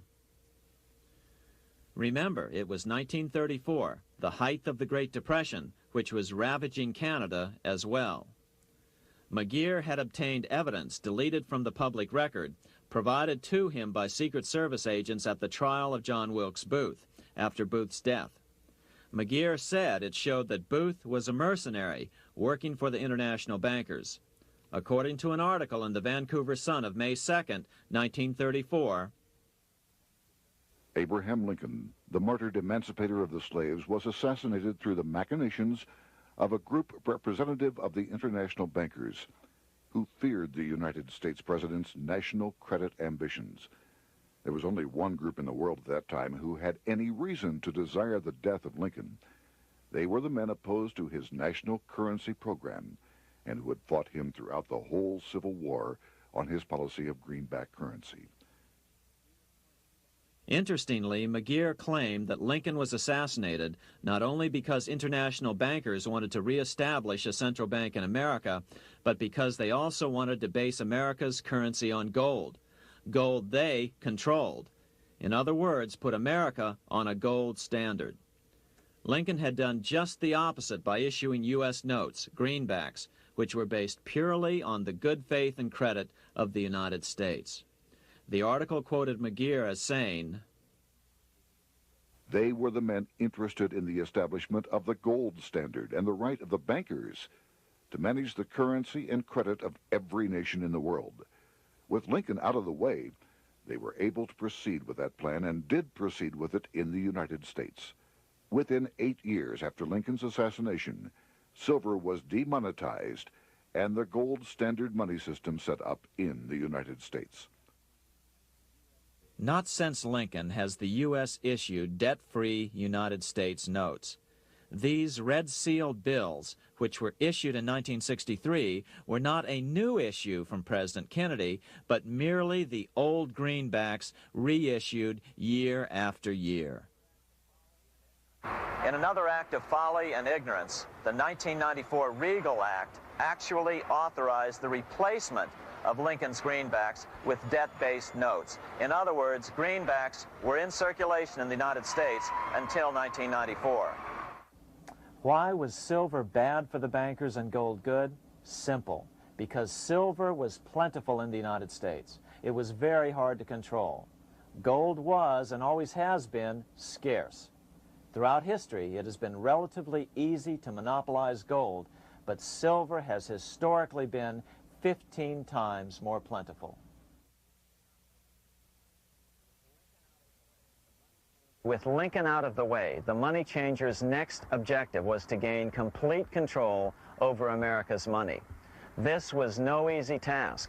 With the opening of the American West, silver had been discovered in huge quantities. On top of that, Lincoln's greenbacks were generally popular.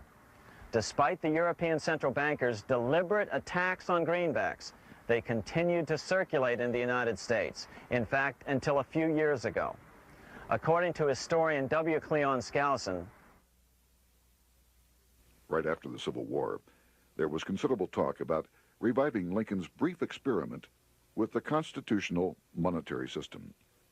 Had not the European Money Trust intervened, it would have no doubt become an established institution.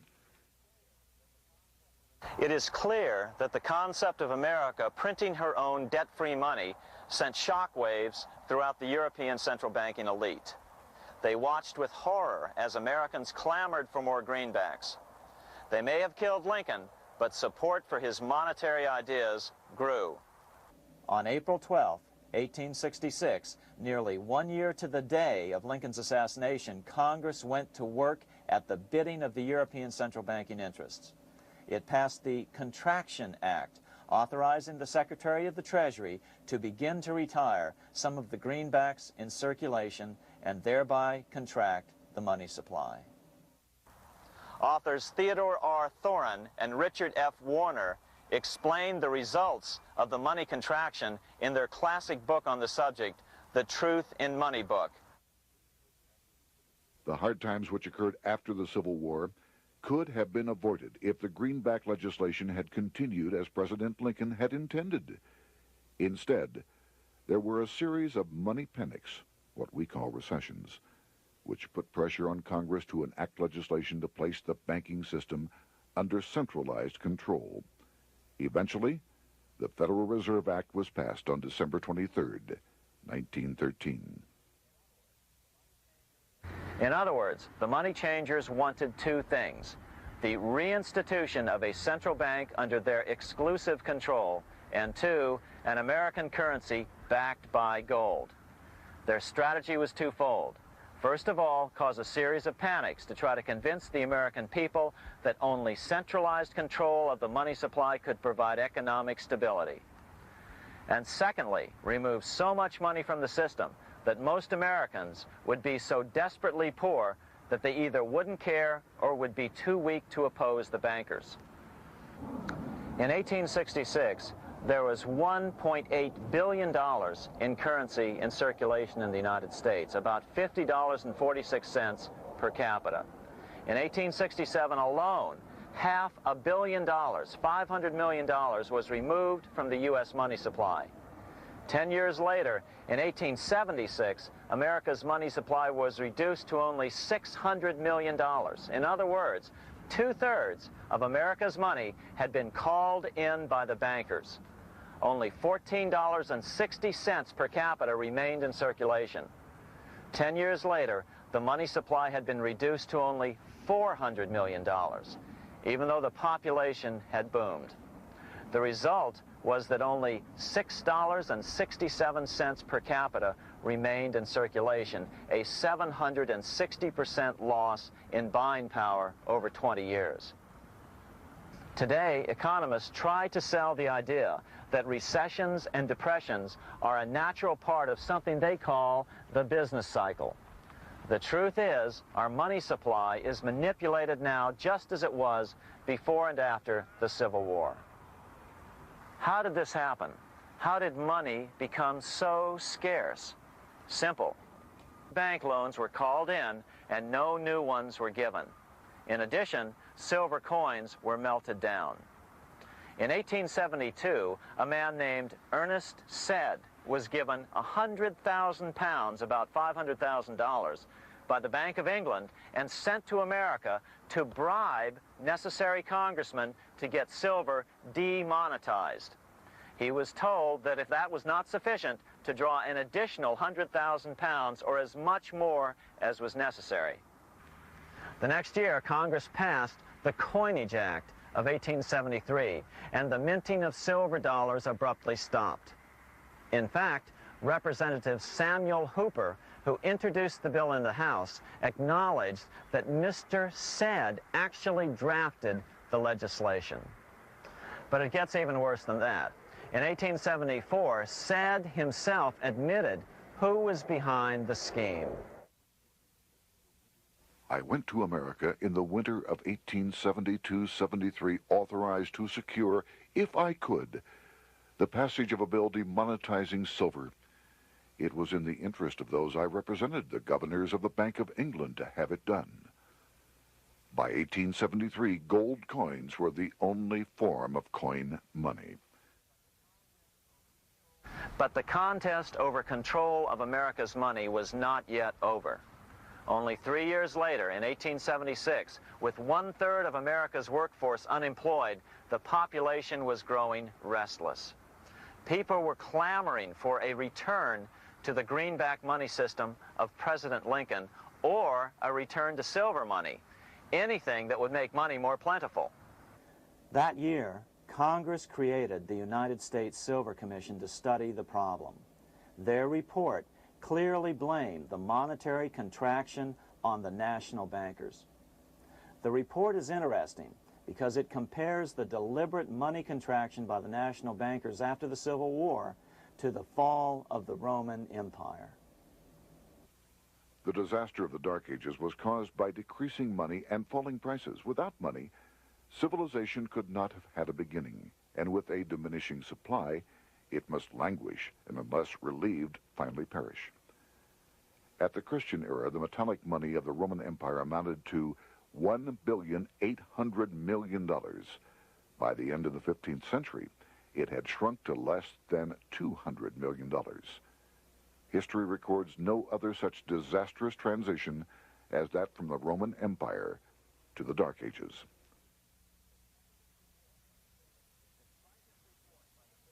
Despite this report by the Silver Commission, Congress took no action.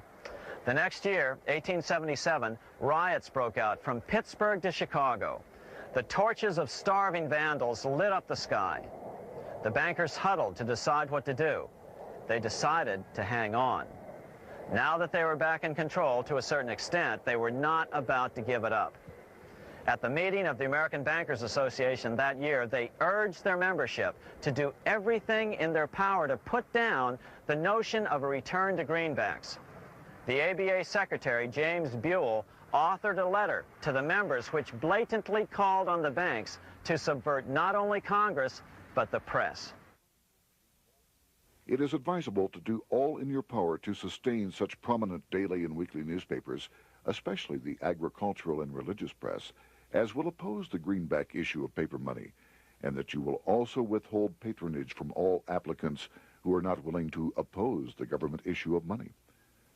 To repeal the act creating banknotes or to restore to circulation the government issue of money will be to provide the people with money and will therefore seriously affect our individual profits as bankers and lenders. See your congressman at once and engage him to support our interest that we may control legislation. As political pressure mounted in Congress for change, the press tried to turn the American people away from the truth. The New York Tribune put it this way on January 10th, 1878. The capital of the country is organized at last, and we will see whether Congress will dare to fly in its face. But it didn't work entirely. On February 28, 1878, Congress passed the Sherman Law, allowing the minting of a limited number of silver dollars, ending the 5-year hiatus. This did not end gold backing of the currency, however, nor did it completely free silver. Previous to 1873, anyone who brought silver to the U.S. Mint could have it struck into silver dollars free of charge. No longer. But at least some money began to flow back into the economy again. With no further threat to their control, the bankers loosened up on loans, and the post-Civil War depression was finally ended.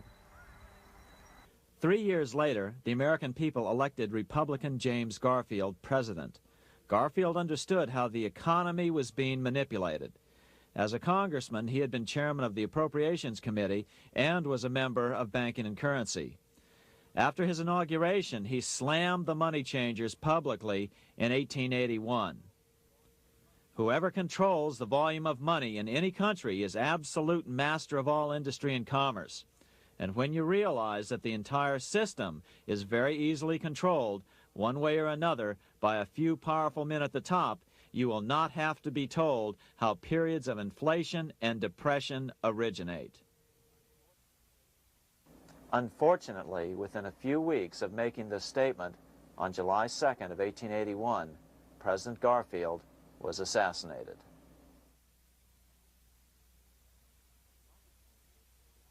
The money changers were gathering strength fast. They began a periodic fleecing of the flock, as they called it, by creating economic booms followed by further depressions so they could buy up thousands of homes and farms for pennies on the dollar.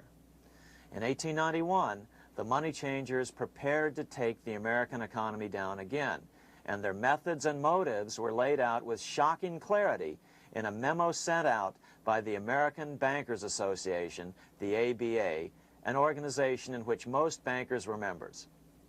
Notice that this memo called for bankers to create a depression on a certain date 3 years in the future.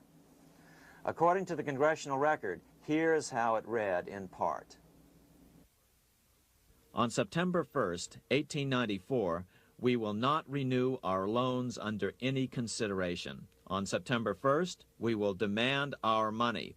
We will foreclose and become mortgagees in possession. We can take 2/3 of the farms west of the Mississippi and thousands of them east of the Mississippi as well at our price. Then the farmers will become tenants, as in England. These depressions could be controlled because America was on the gold money standard. Since gold is scarce, it's one of the easiest commodities to manipulate. People wanted silver money legalized again so they could escape the stranglehold the money changers had on gold money. People wanted silver money reinstated, reversing Mr. Said's Act of 1873, by then called the Crime of 73. By 1896, the issue of more silver money had become the central issue in the presidential campaign. William Jennings Bryan, a senator from Nebraska, ran for president as a Democrat on the free silver issue. At the Democratic National Convention in Chicago, he made an emotional speech which won him the nomination entitled Crown of Thorns and Cross of Gold.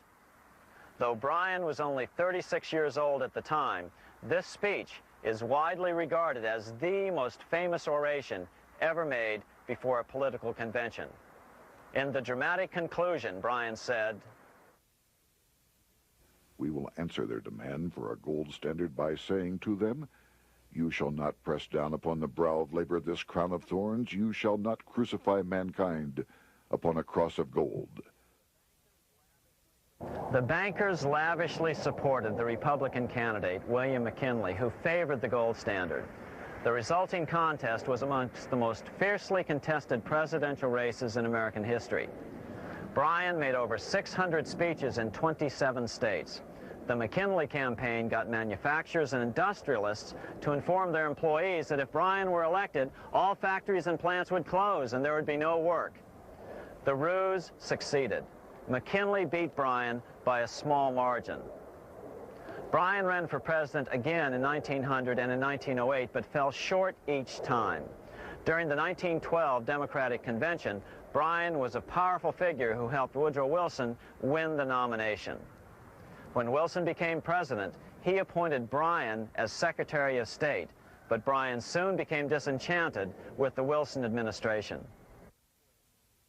Bryan served only 2 years in the Wilson administration before resigning in 1915 over the highly suspicious sinking of the Lusitania, the event which was used to drive America into World War I. Although William Jennings Bryan never gained the presidency, his efforts delayed the money changers for 17 years from attaining their next goal, a new, privately owned central bank for America.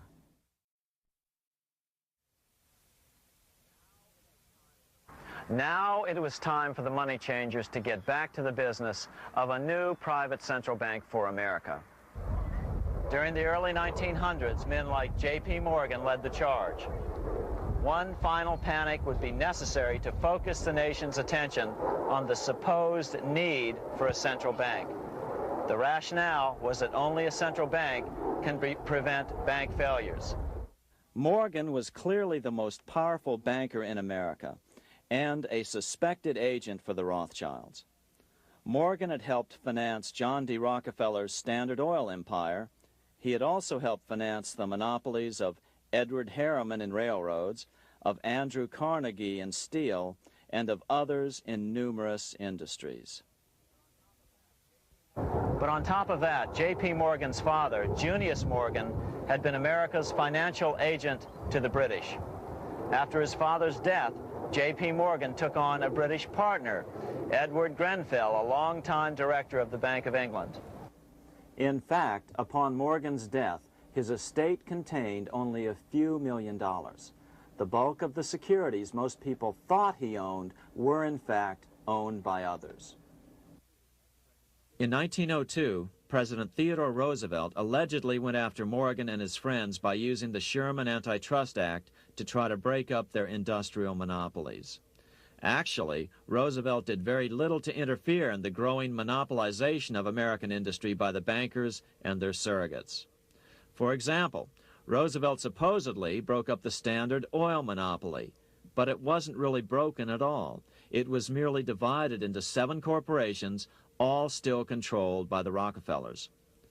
The public was aware of this thanks to political cartoonists like Thomas Nast, who referred to the bankers as the money trust. By 1907, the year after Teddy Roosevelt's re-election, Morgan decided it was time to try for a central bank again. Using their combined financial muscle, Morgan and his friends were secretly able to crash the stock market. Thousands of small banks were vastly overextended. Some had reserves of less than 1% thanks to the fractional reserve principle. Within days, bank runs were commonplace across the nation. Now Morgan stepped into the public arena and offered to prop up the faltering American economy by supporting failing banks with money he manufactured out of nothing. It was an outrageous proposal, far worse than even fractional reserve banking, but Congress let him do it. Morgan manufactured $200 million worth of this completely reserveless private money and bought things with it, paid for services with it, and sent some of it to his branch banks to lend out at interest. His plan worked. Soon, the public regained confidence in money in general and quit hoarding their currency. But as a result, banking power was further consolidated into the hands of a few large banks. By 1908, the panic was over, and Morgan was hailed as a hero by the president of Princeton University, a man by the name of Woodrow Wilson. All this trouble could be averted if we appointed a committee of 6 or 7 public-spirited men like J.P. Morgan to handle the affairs of our country. Economics textbooks would later explain that the creation of the Federal Reserve System was the direct result of the panic of 1907. Quote, "With its alarming epidemic of bank failures, the country was fed up once and for all with the anarchy of unstable private banking," close quote. But Minnesota Congressman Charles A. Lindbergh Sr., the father of the famous aviator Lucky Lindy, later explained that the panic of 1907 was really just a scam. Those not favorable to the money trust could be squeezed out of business and the people frightened into demanding changes in the banking and currency laws which the money trust would frame. So, since the passage of the National Bank Act of 1863, the money changers had been able to create a series of booms and busts. The purpose was not only to fleece the American public of their property, but to later claim that the banking system was basically so unstable that it had to be consolidated into a central bank once again.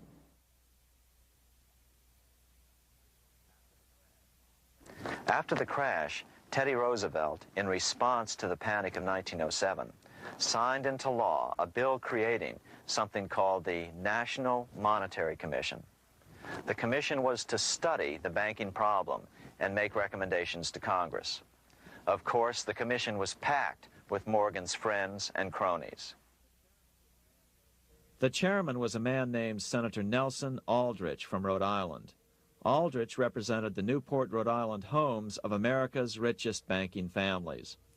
His daughter married John D. Rockefeller, Jr., and together they had 5 sons: John, Nelson, who would become vice president in 1974, Lawrence, Winthrop, and David, the head of the Council on Foreign Relations and former chairman of Chase Manhattan Bank.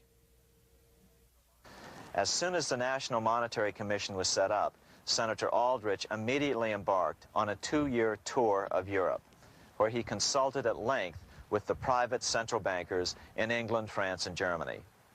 The total cost of his trip alone to the taxpayers was $300,000, an astronomical sum in those days. Shortly after his return, on the evening of November 22, 1910, some of the wealthiest and most powerful men in America boarded Senator Aldrich's private rail car and in the strictest secrecy journeyed to this place, Jekyll Island, off the coast of Georgia. With the group came Paul Warburg. Warburg had been given a $500,000 per year salary to lobby for the passage of a privately owned central bank in America, by the investment firm Kuhn, Loeb and Company. Warburg's partner in this firm was a man named Jacob Schiff, the grandson of the man who shared the Green Shield house with the Rothschild family in Frankfurt. Schiff, as we'll find out later, was in the process of spending $20 million to finance the overthrow of the Tsar in Russia. These three European banking families, the Rothschilds, the Warburgs, and the Schiffs, were interconnected by marriage down through the years, just as their American banking counterparts, the Morgans, Rockefellers, and Aldriches were. Secrecy was so tight that all 7 primary participants were cautioned to use only first names to prevent servants from learning their identities. Years later, one participant, Frank Vanderlip, president of National City Bank of New York and a representative of the Rockefeller family, confirmed the Jekyll Island trip in a February 9, 1935 edition of the Saturday Evening Post. I was as secretive, indeed as furtive as any conspirator. Discovery, we knew, simply must not happen, or else all our time and effort would be wasted. If it were to be exposed that our particular group had got together and written a banking bill, that bill would have no chance whatever of passage by Congress. The participants came here to figure out how to solve their major problem, how to bring back a privately owned central bank.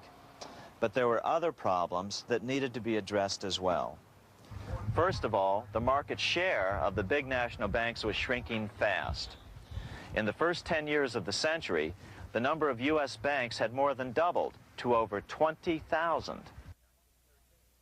By 1913, only 29% of all banks were national banks, and they held only 57% of all deposits.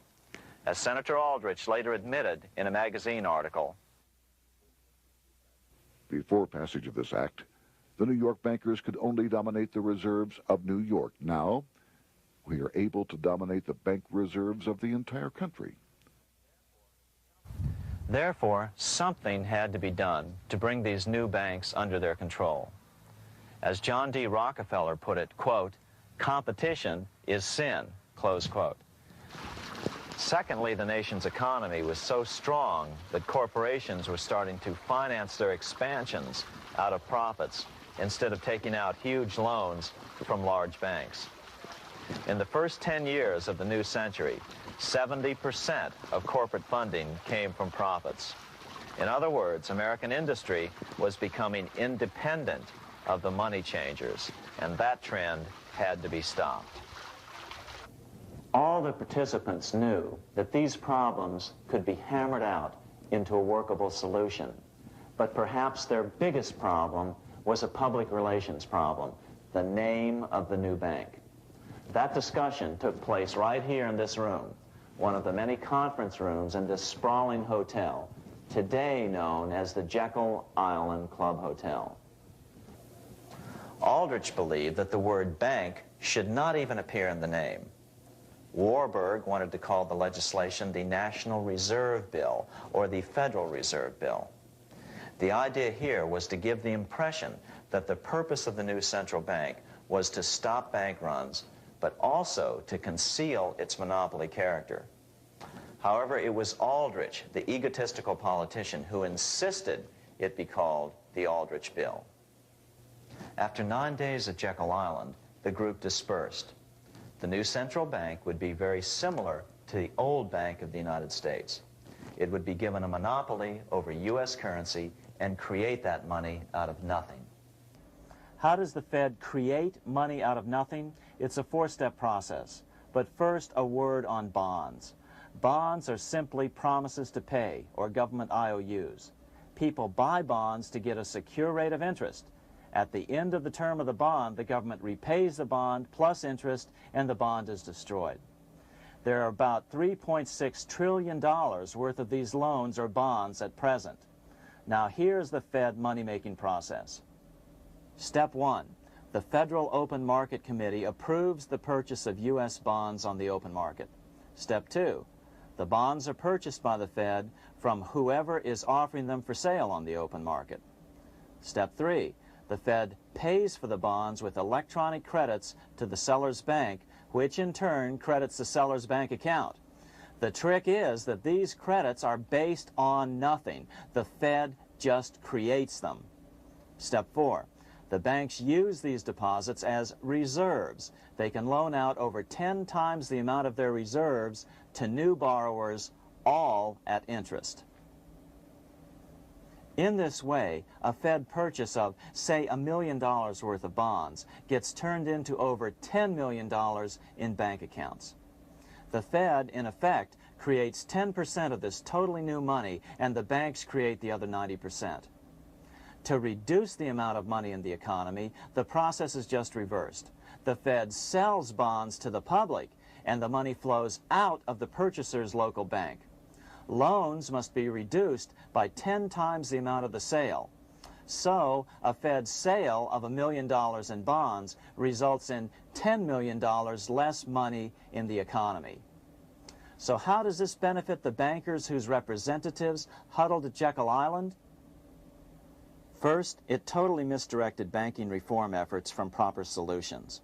Second, it prevented a proper debt-free system of government finance, like Lincoln's greenbacks, from making a comeback.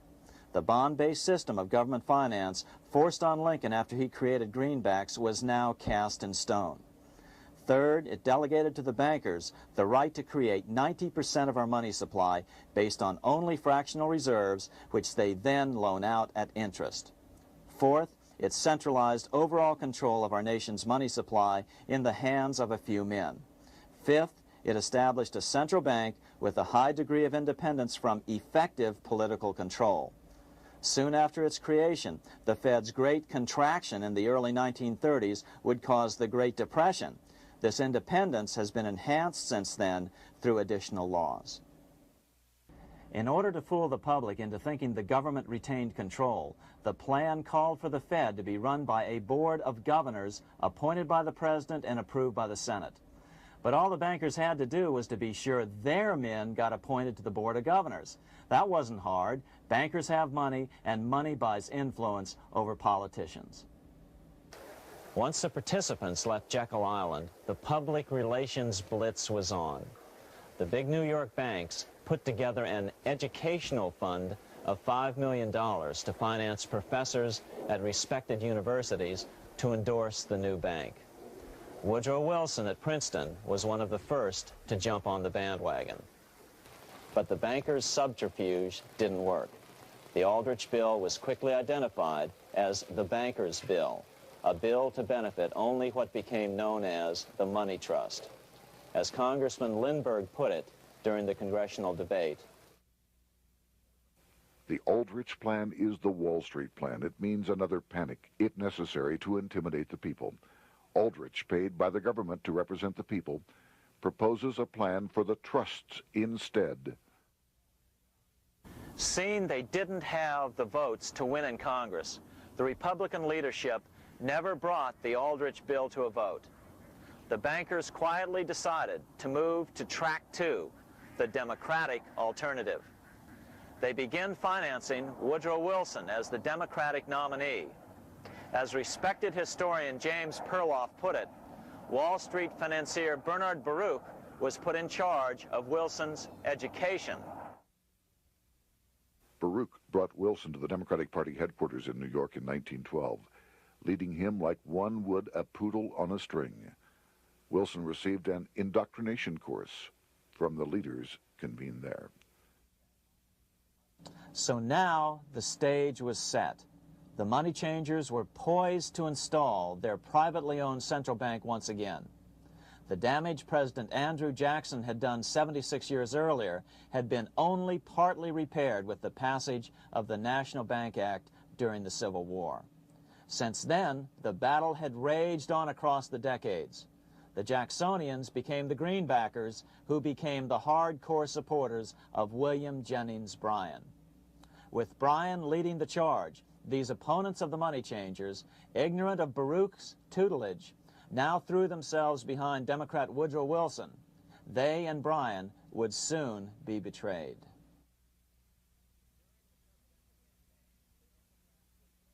During the presidential campaign, the Democrats were careful to pretend to oppose the Aldrich bill. As Representative Lewis McFadden, himself a Democrat, as well as chairman of the House Banking and Currency Committee, explained it 20 years after the fact. The Aldrich bill was condemned in the platform.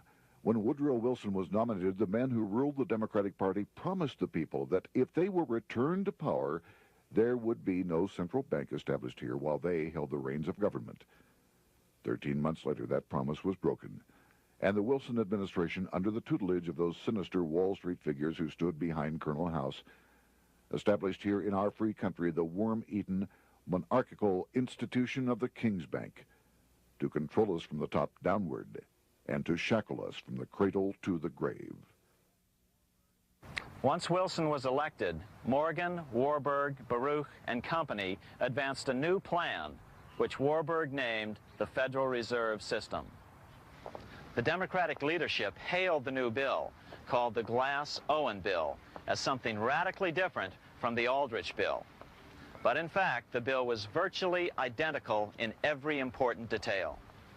In fact, so vehement were the Democratic denials of similarity that Paul Warburg, the father of both bills, had to step in to reassure his paid friends in Congress that the two bills were virtually identical.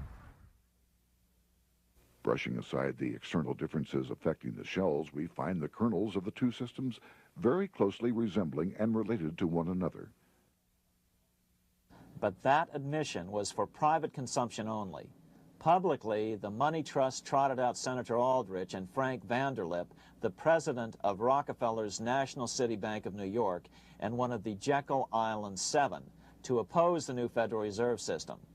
Years later, however, Vanderlip admitted in the Saturday Evening Post that the two measures were virtually identical. Although the Aldrich Federal Reserve Plan was defeated when it bore the name Aldrich, nevertheless, its essential points were all contained in the plan that finally was adopted. As Congress neared a vote, they called Ohio attorney Alfred Crozier to testify. Crozier noted the similarities between the Aldrich bill and the Glass-Owen bill.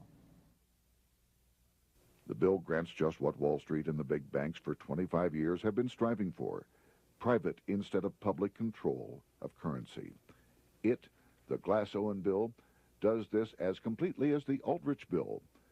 Both measures rob the government and the people of all effective control over the public's money and vest in the banks exclusively the dangerous power to make money among the people scarce or plenty. During the debate on the measure, senators complained that the big banks were using their financial muscle to influence the outcome. "There are bankers in this country who are enemies of the public welfare," said one senator. What an understatement.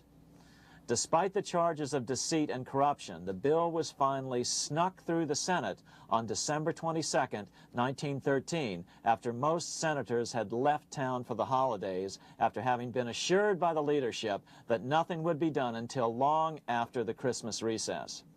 On the day the bill was passed, Congressman Lindbergh prophetically warned his countrymen that this act establishes the most gigantic trust on earth. When the president signs this bill, the invisible government by the monetary power will be legalized. The people may not know it immediately, but the day of reckoning is only a few years removed. The worst legislative crime of the ages is perpetrated by this banking bill. On top of all this, only weeks earlier, Congress had finally passed a bill legalizing income tax. Why was the income tax law important? Because bankers finally had in place a system which would run up a virtually unlimited federal debt. How would the interest on this debt be repaid? Never mind the principal.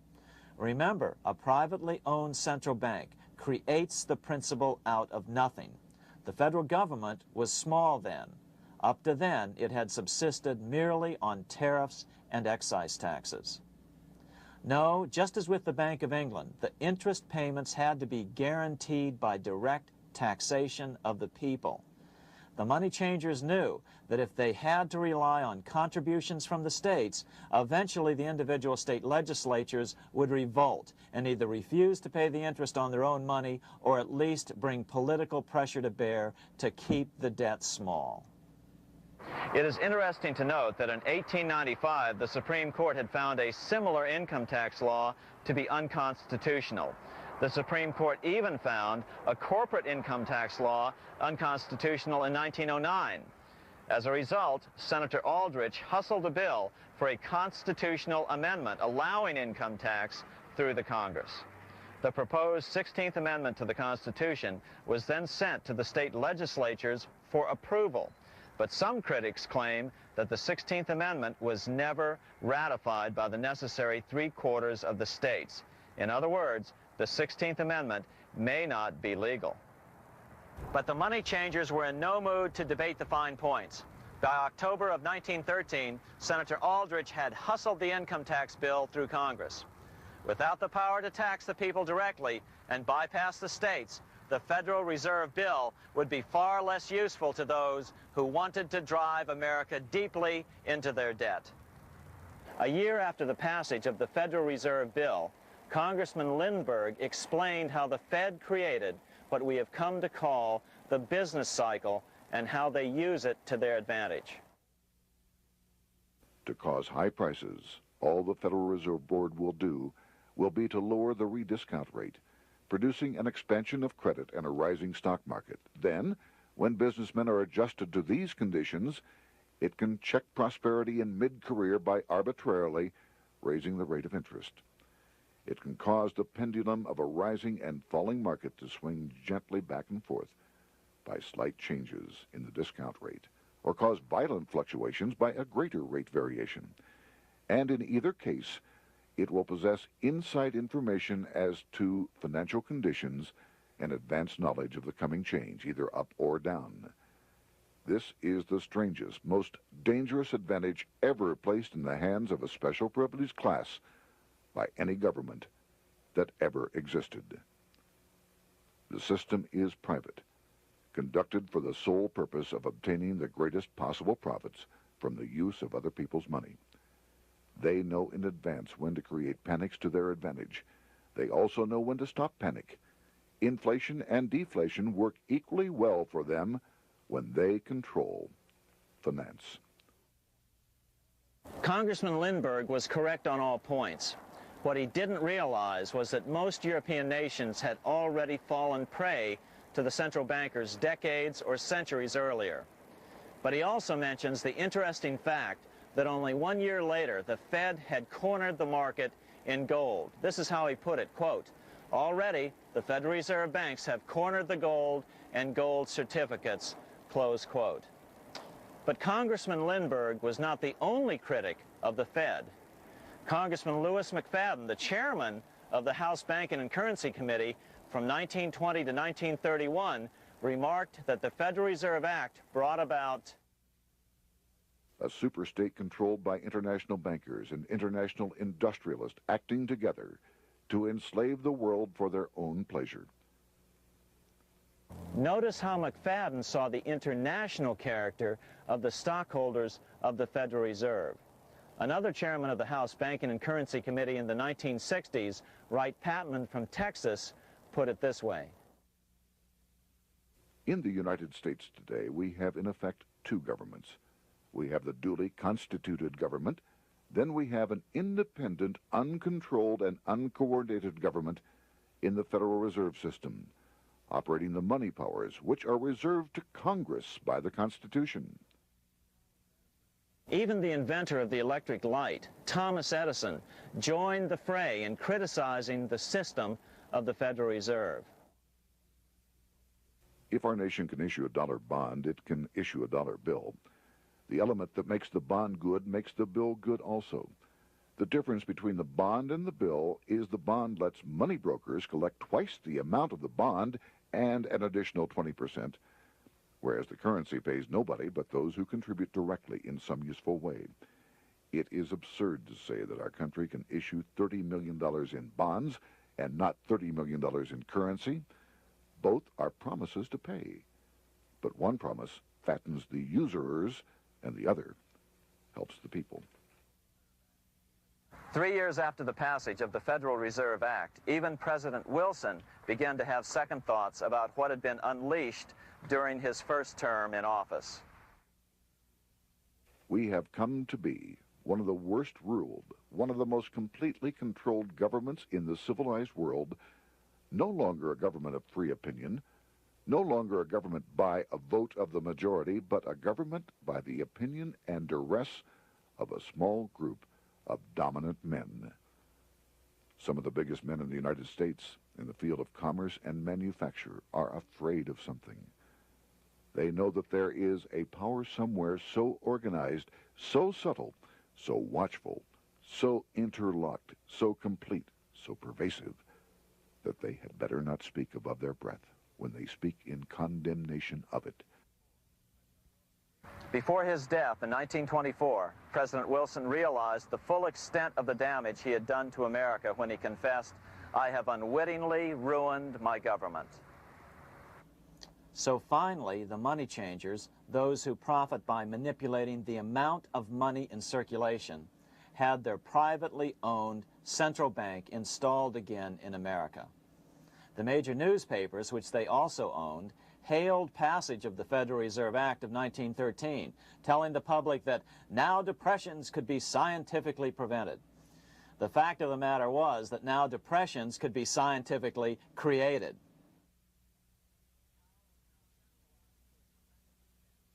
Power was now centralized to a tremendous extent. Now it was time for a war, a really big war. In fact, the First World War. Of course, to the central bankers, the political issues of war don't matter nearly as much as the profit potential, and nothing creates debts like warfare. England was the best example at that time. During the 119-year period between the founding of the Bank of England and Napoleon's defeat at Waterloo, England had been at war for 56 years, and much of the remaining time she'd been preparing for war. In World War I, the German Rothschilds loaned money to the Germans, the British Rothschilds loaned money to the British, and the French Rothschilds loaned money to the French. In America, J.P. Morgan was the sales agent for war materials to both the British and the French. In fact, 6 months into the war, Morgan became the largest consumer on earth, spending $10 million a day. His offices here at 23 Wall Street were mobbed by brokers and salesmen trying to cut a deal. In fact, it got so bad that the bank had to post guards at every door and at the partners' homes as well. Many other New York bankers made out as well from the war. President Wilson appointed Bernard Baruch to head the War Industries Board. According to historian James Perloff, both Baruch and the Rockefellers profited by some $200 million during the war. But profits were not the only motive. There was also revenge. The money changers never forgave the czars for their support of Lincoln during the Civil War. Also, Russia was the last major European nation to refuse to give in to the privately owned central bank scheme. 3 years after World War I broke out, the Russian Revolution toppled the Tsar and installed the scourge of communism. Jacob Schiff of Kuhn Loeb and Company bragged from his deathbed that he had spent $20 million towards the defeat of the Tsar. Money was funneled from England to support the revolution as well. Why would some of the richest men in the world financially back communism, the system that was openly vowing to destroy the so-called capitalism that made them wealthy? Researcher Gary Allen explained it this way. If one understands that socialism is not a share the wealth program, but is, in reality, a method to consolidate and control the wealth, then the seeming paradox of super-rich men promoting socialism becomes no paradox at all. Instead, it becomes logical, even the perfect tool of power-seeking megalomaniacs. Communism, or more accurately socialism, is not a movement of the downtrodden masses, but of the economic elite. As W. Cleon Skousen put it, In his 1970 book, The Naked Capitalist, power from any source tends to create an appetite for additional power. It was almost inevitable that the super-rich would one day aspire to control not only their own wealth, but the wealth of the whole world. To achieve this, they were perfectly willing to feed the ambitions of the power-hungry political conspirators who were committed to the overthrow of all existing governments and the establishments of a central worldwide dictatorship. but what if these revolutionaries get out of control and try to seize power from the super-rich? After all, it was Mao Zedong who in 1938 stated his position concerning power. Political power grows out of the barrel of a gun. The Wall Street, London axis elected to take the risk. The master planners attempted to control revolutionary communist groups by feeding them vast quantities of money when they obeyed and contracting their money supply or even financing their opposition if they got out of control. Lenin began to understand that although he was the absolute dictator of the new Soviet Union, he was not pulling the financial strings. Someone else was silently in control. The state does not function as we desired. The car does not obey. A man is at the wheel and seems to lead it, but the car does not drive in the desired direction. It moves as another force wishes.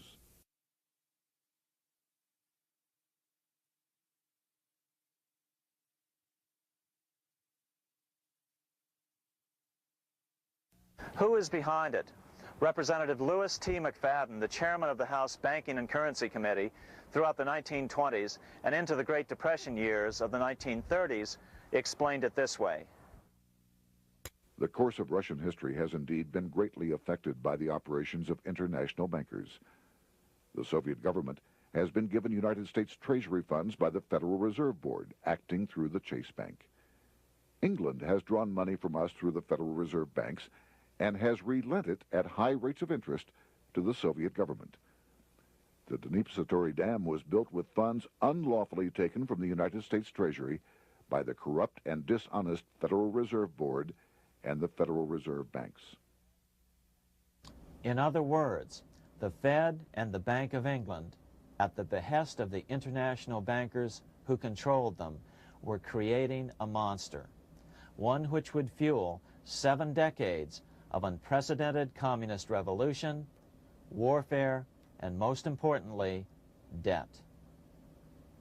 In case you think there's some chance that the money changers got communism going and then lost control, in 1992, the Washington Times reported that Russian President Boris Yeltsin was upset that most of the incoming foreign aid was being siphoned off, quote, straight back into the coffers of Western banks in debt service, close quote. No one in his right mind would claim that a war as large as World War I had a single cause. Wars are complex things with many causative factors. But on the other hand, it would also be equally foolish to ignore as a prime cause of World War I those who would profit the most from the war. The role of the money changers is no wild conspiracy theory.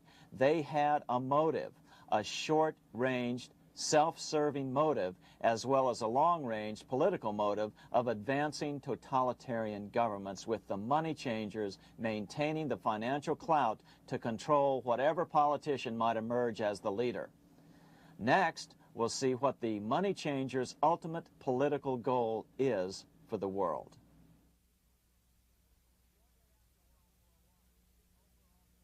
Shortly after World War I, the overall political agenda of the money changers began to be clear.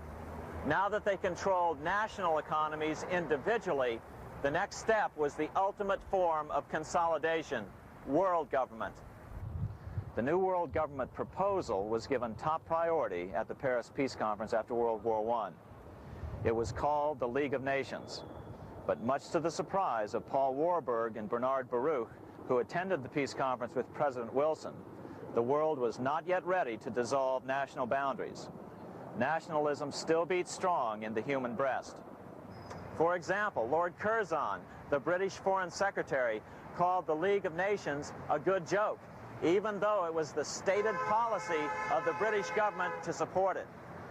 To the humiliation of President Wilson, the U.S. Congress wouldn't ratify the League either. Despite the fact that it had been ratified by many other nations, without money flowing from the U.S. Treasury, the League died. After World War I, the American public had grown tired of the internationalist policies of Democrat Woodrow Wilson. In the presidential election of 1920, Republican Warren Harding won a landslide victory with over 60% of the vote. Harding was an ardent foe of both Bolshevism and the League of Nations. His election, which opened a 12-year run of Republican presidents in the White House, led to an unprecedented era of prosperity known as the Roaring Twenties. Despite the fact that the war had brought America a debt 10 times larger than its Civil War debt, still the American economy surged. Gold had poured into the country during the war, and it continued to do so afterwards. In the early 1920s, the governor of this bank, the Federal Reserve Bank of New York, a man named Benjamin Strong, met frequently with the secretive and eccentric governor of the Bank of England, Montague Norman. Norman was determined to replace the gold England had lost to the U.S. during World War I and return the Bank of England to its former position of dominance in world finance. On top of that, rich with gold, the American economy might get out of control again, just like it had done after the Civil War. During the next 8 years, under the presidencies of Harding and Coolidge, the huge federal debt built up during World War I was cut by 38%, down to $16 billion, the greatest percentage drop in U.S. history. During the election of 1920, Warren Harding and Calvin Coolidge ran against James Cox, the governor of Ohio, and the little-known Franklin D. Roosevelt, who had previously risen to no higher post than President Wilson's Assistant Secretary of the Navy. After his inauguration, Harding moved quickly to formally kill the League of Nations. Then he quickly moved to reduce domestic taxes while raising tariffs to record heights. Now, this was a revenue policy of which most of the founding fathers would certainly have approved. His second year in office, Harding took ill on a train trip in the West and suddenly died. Although no autopsy was performed, the cause was said to be either pneumonia or food poisoning. When Coolidge took over, he continued Harding's domestic economic policy of high tariffs on imports while cutting income taxes. As a result, the economy grew at such a rate that net revenue still increased. Now that had to be stopped. So just as they'd done so frequently before, the money changers decided it was time to crash the American economy. The Federal Reserve began flooding the country with money. They increased the money supply by 62% during these years. Money was plentiful. This is why it was known as the Roaring Twenties. Before his death in 1919, former President Teddy Roosevelt warned the American people what was going on. As reported in the March 27, 1922 edition of the New York Times, Roosevelt said, "These international bankers and Rockefeller Standard Oil interests control the majority of newspapers and the columns of these papers to club into submission or drive out of public office officials who refuse to do the bidding of the powerful, corrupt cliques which compose the invisible government." Just one day before, in the New York Times, the mayor of New York, John Hylan, quoted Roosevelt and blasted those he saw as taking control of America, its political machinery, and its press. The warning of Theodore Roosevelt has much timeliness today, for the real menace of our republic is this invisible government which, like a giant octopus, sprawls its slimy length over city, state, and nation.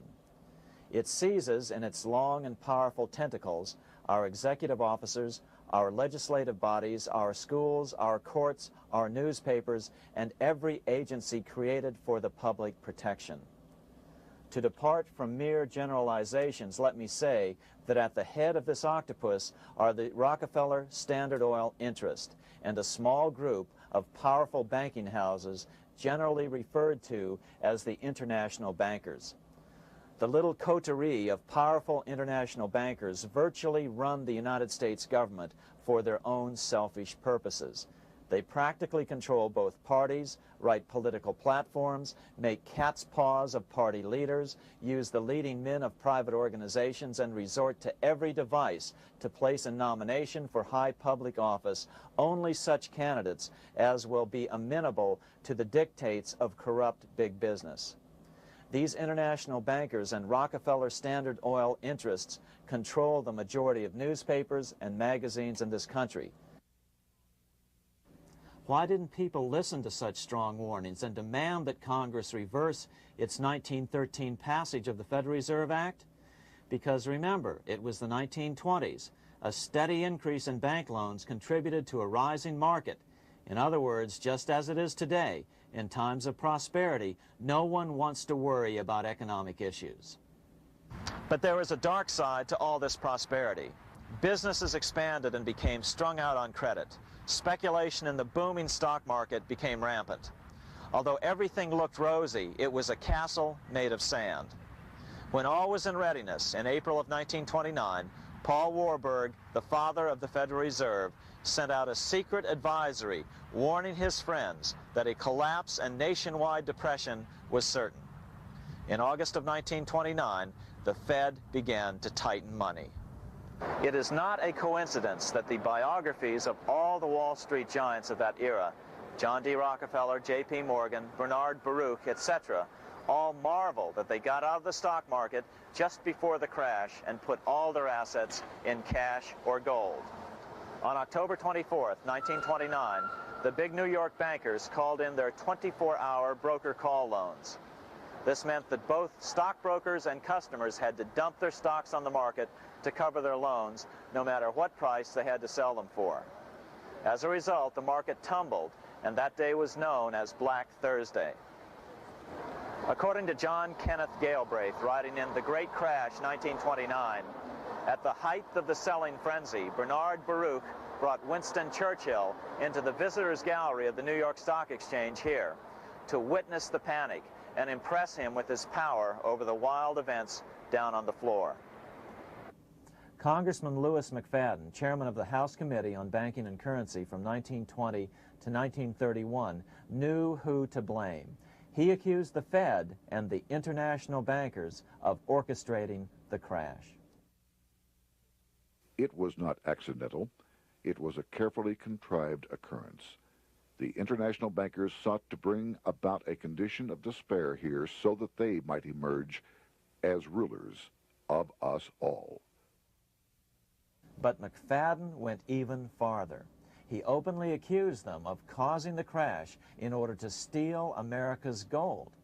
In February 1931, in the midst of the Depression, he put it this way. I think it can hardly be disputed that the statesmen and financiers of Europe are ready to take almost any means to reacquire rapidly the gold stock which Europe lost to America as the result of World War I. Curtis Dahl, a broker for Lehman Brothers, was on the floor of the New York Stock Exchange the day of the crash. In his 1970 book, FDR, My Exploited Father-in-Law, he explained that the crash was triggered by the planned sudden shortage of call money in the New York money market.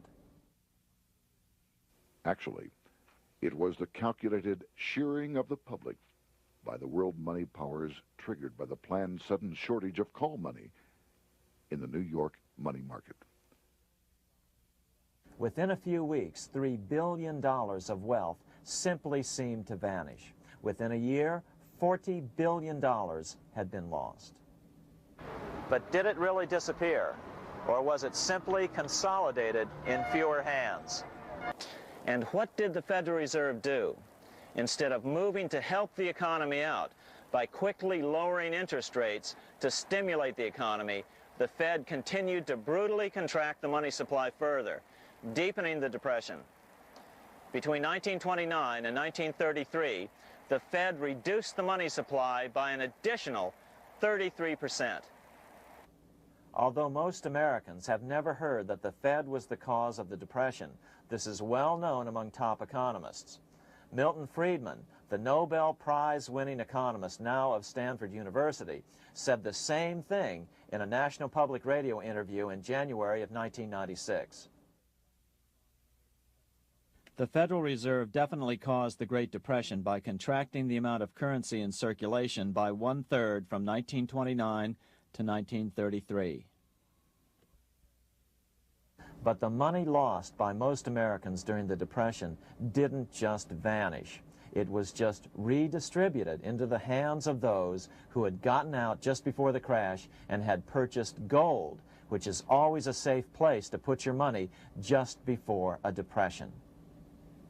But America's money also went overseas. Incredibly, as President Hoover was heroically trying to rescue banks and prop up businesses, with millions of Americans starving as the Great Depression deepened, millions of dollars were being spent rebuilding Germany from damage sustained during World War I. 8 years before Hitler would invade Poland, Representative Louis McFadden, chairman of the House Banking and Currency Committee, warned Congress that Americans were paying for Hitler's rise to power.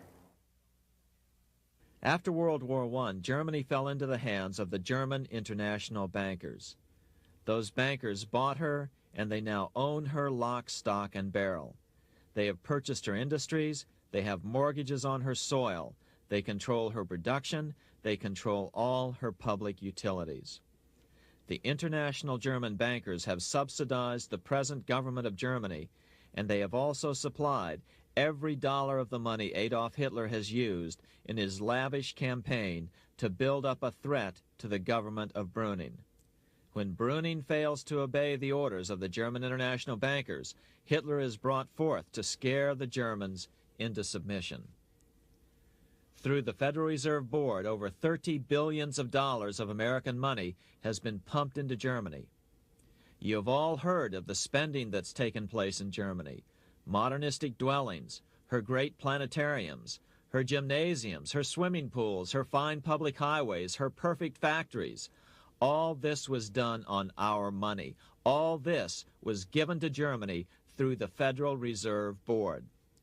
The Federal Reserve Board has pumped so many billions of dollars into Germany that they dare not name the total. Franklin D. Roosevelt was swept into office during the 1932 presidential election. Once Roosevelt was in office, however, sweeping emergency banking measures were immediately announced, which did nothing but increase the Fed's power over the money supply. Then, and only then, did the Fed finally begin to loosen the purse strings and feed new money out to the starving American people. At first, Roosevelt railed against the money changers as being the cause of the Depression. Believe it or not, this is what he said on March 4th, 1933, in his inaugural address. Practices of the unscrupulous money changers stand indicted in the court of public opinion, rejected by the hearts and minds of men. The money changers have fled from their high seats in the temple of our civilization. But 2 days later, Roosevelt declared a bank holiday and closed all banks. Later that year, Roosevelt outlawed private ownership of all gold bullion and all gold coins with the exception of rare coins. Most of the gold in the hands of the average American was in the form of gold coins. The new decree was, in effect, a confiscation. Those who didn't comply risk as much as 10 years in prison and a $10,000 fine, the equivalent of $100,000 today. Out in small-town America, some people didn't trust Roosevelt's order. Many were torn between keeping their hard-earned wealth or obeying the government.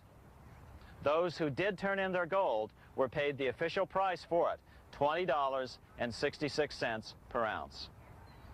So unpopular was the confiscation order that no one anywhere in government would take credit for authoring it. No congressman claimed it. At the signing ceremony, President Roosevelt made it clear to all present that he was not the author of it and publicly stated that he had not ever read it. Even his Secretary of the Treasury said he'd never read it either, saying it was, quote, what the experts wanted. Roosevelt convinced the public to give up their gold by saying that pooling the nation's resources was necessary to get America out of the Depression. With great fanfare, he ordered a new bullion depository built to hold the mountain of gold the U.S. government was illegally confiscating. By 1936, the U.S. bullion depository at Fort Knox was completed, and in January 1937, the gold began to flow into it. The rip-off of the ages was about to proceed. In 1935, once the gold had all been turned in, the official price of gold was suddenly raised to $35 per ounce. But the catch was, only foreigners could sell their gold at the new higher price. The money changers who had heeded Warburg's note and gotten out of the stock market just before the crash and bought gold at $20.66 per ounce, then shipped it to London, could now bring it back and sell it back to the government, nearly doubling their money while the average American starved. The Fort Knox Bullion Depository sits here in the middle of the Fort Knox Military Reservation, 30 miles southwest of Louisville, Kentucky. This was as close as we were permitted to get to the depository despite years of letters from members of Congress to allow our film crew inside. The 4-acre grounds immediately surrounding the building are guarded by an electrified steel fence, an open moat, and 4 machine-gun-armed guard pillboxes at the structure's corners. When the gold began arriving on January 13, 1937, there was unprecedented security. Thousands of official guests watched the arrival of a 9-car train from Philadelphia, guarded by armed soldiers, postal inspectors, Secret Servicemen, and guards from the U.S. Mint. It was all great theater. America's gold supply from across the land had been pooled, supposedly for the public benefit, and then safely tucked into Fort Knox. But all that security would soon be breached by the government itself. Now the stage was set for a really big war, one which would pile up debt far beyond that of World War I. For example, in 1944 alone, the U.S. national income was only $183 billion, yet $103 billion was spent on the war. This was 30 times the spending rate during World War I. In fact, the American taxpayer picked up 55% of the total Allied cost of the war. But equally important, virtually every nation involved in World War II greatly multiplied their debt. In the U.S., for example, federal debt went from $43 billion in 1940 up to $257 billion in 1950, an increase of 598%. Between 1940 and 1950, Japanese debt swelled 1,348%. French debt grew 583%, and Canadian debt soared 417%. After the war, the world was now divided into 2 economic camps: communist command economies on the one hand versus monopoly capitalists on the other, set to fight it out in one perpetual and highly profitable arms race. It was finally time for the central bankers to embark in earnest on their 3-step plan to centralize the economic systems of the entire world and finally bring about their global government or New World Order. The phases of this plan were: Step 1, central bank domination of national economies worldwide. Step 2, centralize regional economies through organizations such as the European Monetary Union and regional trade unions such as NAFTA. Step 3, centralize the world economy through a world central bank, a world money, and ending national independence through abolition of all tariffs by treaties like GATT. Step 1 was completed long ago.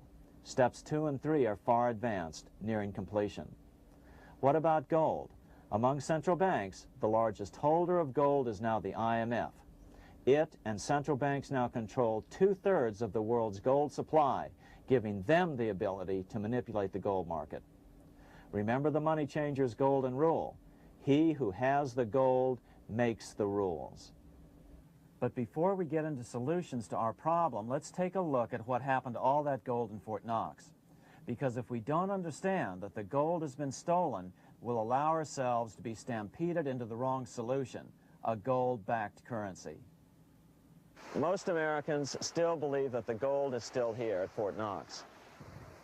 At the end of World War II, Fort Knox contained over 700 million ounces of gold, an incredible 70% of all the gold in the world. How much remains? No one knows. Despite the fact that federal law requires an annual physical audit of Fort Knox gold, the Treasury has consistently refused to conduct one. The truth is that a reliable audit of whatever remains here has not been conducted since President Eisenhower ordered one in 1953. Where did America's gold in Fort Knox go? Over the years, it was sold off to European money changers at the $35 per ounce price. Remember, this was during a time when it was illegal for Americans to buy any of their own gold from Fort Knox. In fact, there was a very infamous case where the Firestone family set up a string of dummy corporations to purchase Fort Knox gold and keep it in Switzerland, never hitting U.S. shores. They were eventually caught, however, and successfully prosecuted. Finally, by 1971, all the pure gold had been secretly removed from Fort Knox, drained back to London. Once the gold was gone from Fort Knox, President Nixon closed the gold window by repealing Roosevelt's Gold Reserve Act of 1934, finally making it legal once again for Americans to buy gold. Naturally, gold prices immediately began to soar. 9 years later, gold sold for $880 per ounce, 25 times what the gold in Fort Knox was sold for. One would think that eventually someone in the government would get wind of what was happening and blow the whistle. The largest fortune in the history of the world stolen. Shades of the old James Bond film, Goldfinger. Well, as a matter of fact, Ian Fleming, the author of the James Bond series, was head of the British counterintelligence service, MI5. Some believe in the intelligence community that he wrote much of his fiction as a warning, as many authors of fiction do. If the removal of all the good delivery gold from Fort Knox can be viewed as a deliberate raid on the U.S. Treasury, then such an operation might well have been years in the making, namely 40 years. Certainly enough time for Fleming to get wind of it and try to prevent it. So just how did the story of the Fort Knox gold robbery get out? It all started with an article in a New York periodical in 1974. The article charged that the Rockefeller family was manipulating the Federal Reserve to sell off Fort Knox gold at bargain basement prices to anonymous European speculators. 3 days later, the anonymous source of the story, Louise Auchincloss Boyer, mysteriously fell to her death from the window of her 10th floor apartment in New York. How would Mrs. Boyer have known of the Rockefeller connection to the Fort Knox gold heist? She was the longtime secretary of Nelson Rockefeller. For the next 14 years, this man, Ed Durrell, a wealthy Ohio industrialist, devoted himself to a quest for the truth concerning the Fort Knox gold. He wrote thousands of letters to over 1,000 government and banking officials, trying to find out how much gold was really left and where the rest of it had gone. Edith Roosevelt, the granddaughter of President Teddy Roosevelt, questioned the actions of the government in a March 1975 edition of the New Hampshire Sunday News. Allegations of missing gold from our Fort Knox vaults are being widely discussed in European financial circles. But what is puzzling is that the administration is not hastening to demonstrate conclusively that there is no cause for concern over our gold treasure, if indeed it is in a position to do so.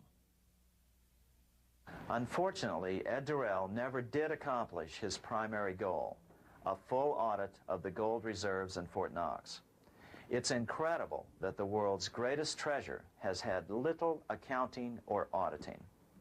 This gold belonged to the American people, not the Federal Reserve and their foreign owners. One thing is certain, the government could blow all of this speculation away in a few days with a well-publicized audit under the searing lights of media cameras. It has chosen not to do so. One must conclude that they are afraid of the truth such an audit would reveal. What is the government so afraid of? Here's the answer.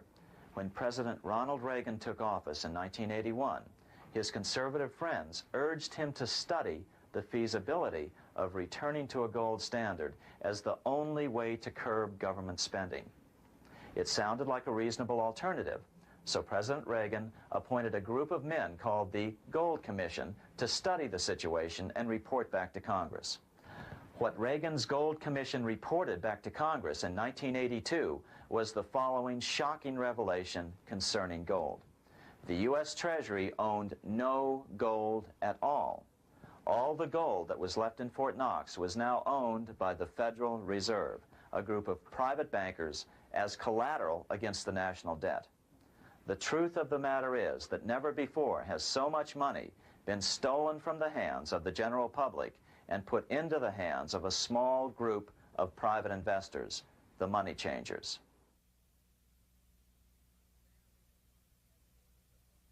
I'm standing in front of the headquarters of the International Monetary Fund located in Washington, D.C. Across the street, right over there, is the headquarters of the World Bank. What are these organizations and who controls them? And most importantly, are they about to create a huge worldwide depression? Let us step back in time for a moment to the aftermath of World War I.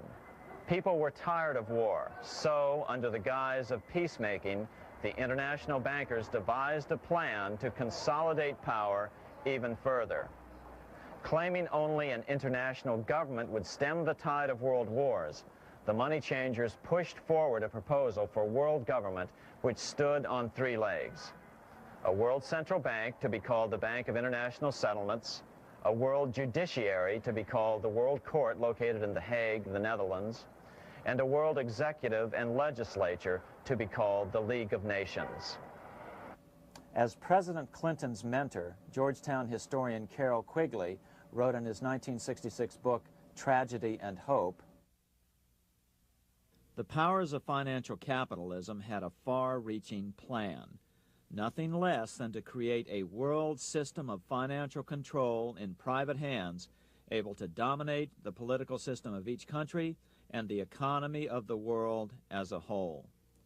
This system was to be controlled in a feudalistic fashion by the central banks of the world, acting in concert by secret agreements arrived at in frequent meetings and conferences.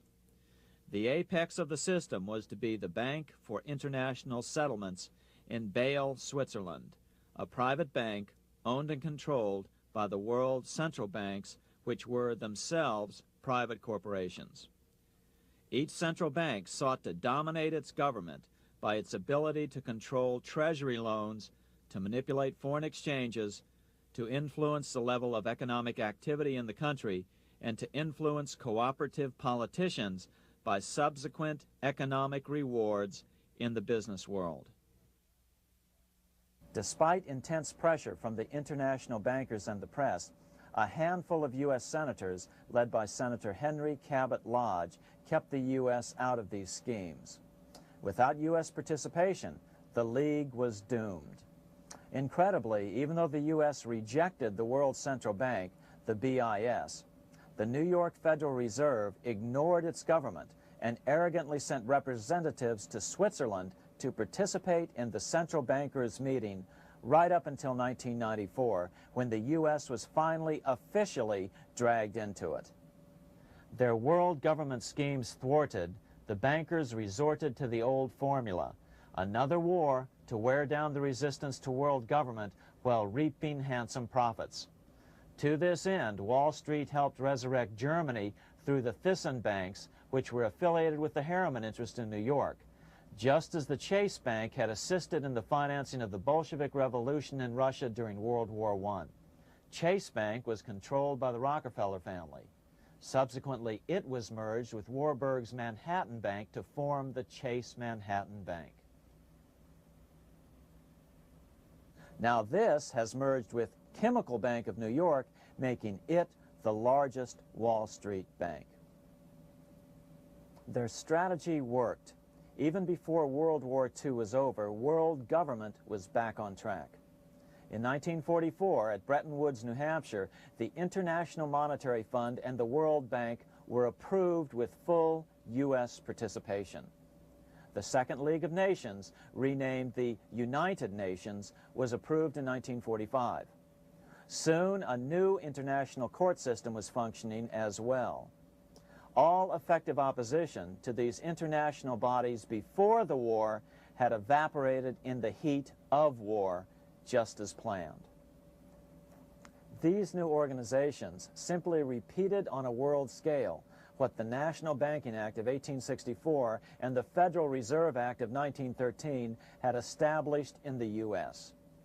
They created a banking cartel composed of the world's central banks, which gradually assumed the power to dictate credit policies to the banks of all the nations.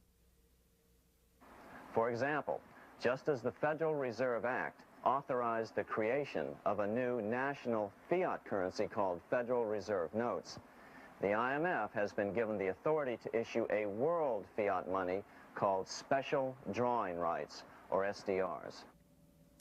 To date, the IMF has created in excess of $30 billion worth of SDRs. Member nations are being pressured to make their currencies fully exchangeable for SDRs. In 1968, Congress approved laws authorizing the Fed to accept SDRs as reserves in the U.S. and to issue Federal Reserve notes in exchange for SDRs. What does that mean? It means that in the U.S., SDRs are already a part of our lawful money. And what about gold? SDRs are already partially backed by gold. And with 2/3 of world gold now in the hands of central banks, the money changers can go about structuring the world's economic future in whichever way they deem most profitable. Keep in mind, just as the Fed is controlled by its Board of Governors, the IMF is controlled by its Board of Governors, which are either the heads of the different central banks or the heads of the various national treasury departments dominated by their central banks. Voting power in the IMF gives the U.S. and the UK, that is to say the Fed and the Bank of England, effective control. Just as the Fed controls the amount of money in the U.S., the BIS, IMF, and World Bank control the money supply for the world. So we see the repetition of the old goldsmith's fraud replicated on the national scale with central banks like the Fed and on the international scale by the three arms of the world central bank. Is this organization of the BIS, the IMF, and the World Bank, which we refer to collectively as the World Central Bank, presently expanding and contracting world credit? Yes. Regulations put into effect in 1988 by the BIS required the world's bankers to raise their capital and reserves to 8% of liabilities by 1992.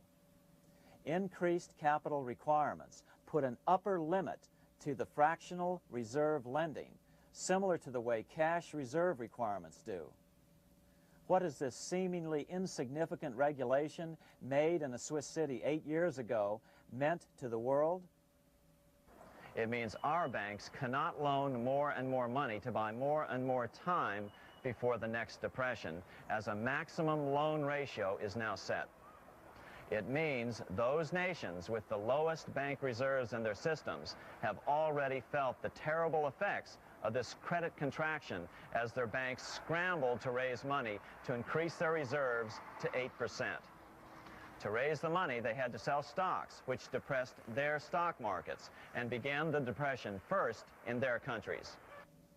Japan, which in 1988 had among the lowest capital and reserve requirements and thus was the most affected by the regulation, has experienced a financial crash which began almost immediately in 1989, which has wiped out a staggering 50% of the value of its stock market since 1990 and 60% of the value of its commercial real estate.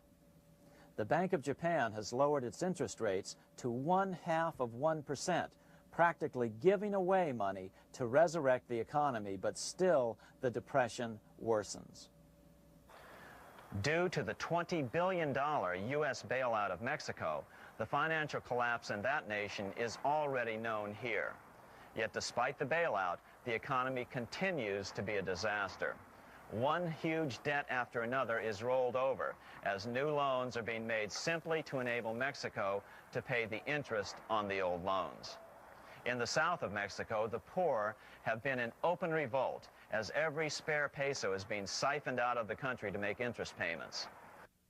It is important to note that a radical transfer of power is taking place as nations become subservient to a supranational world central bank controlled by a handful of the world's richest bankers. As the IMF creates more and more SDRs by the stroke of a pen on IMF ledgers, more and more nations borrow them to pay interest on their mounting debts and gradually fall under the control of the faceless bureaucrats of the World Central Bank. As the worldwide depression worsens and spreads, this will give the World Central Bank the power of economic life and death over these nations. It will decide which nations will be permitted to receive further loans and which nations will starve. Despite all the rhetoric about development and the alleviation of poverty, the result is a steady transfer of wealth from the debtor nations to the money changers' central banks which control the IMF and the World Bank. For example, in 1992, the third world debtor nations, which borrowed from the World Bank, paid $198 million more to the central banks of the developed nations for World Bank-funded purposes than they received from the World Bank. All this increases their permanent debt in exchange for temporary relief of poverty caused by prior borrowings. Already, these repayments exceed the amount of the new loans. By 1992, Africa's external debt had reached $290 billion, 2.5 times greater than in 1980, resulting in skyrocketing infant mortality rates and unemployment, deterioration of schools, housing, and the general health of the people. The entire world faces the immeasurable suffering already destroying the third world and now Japan, all for the benefit of the money changers. As one prominent Brazilian politician put it, "The Third World War has already started. It is a silent war, not for that reason any less sinister. The war is tearing down Brazil, Latin America, and practically all the Third World. Instead of soldiers dying, there are children. It is a war over the Third World debt, one which has as its main weapon interest, a weapon more deadly than the atom bomb, more shattering than a laser beam."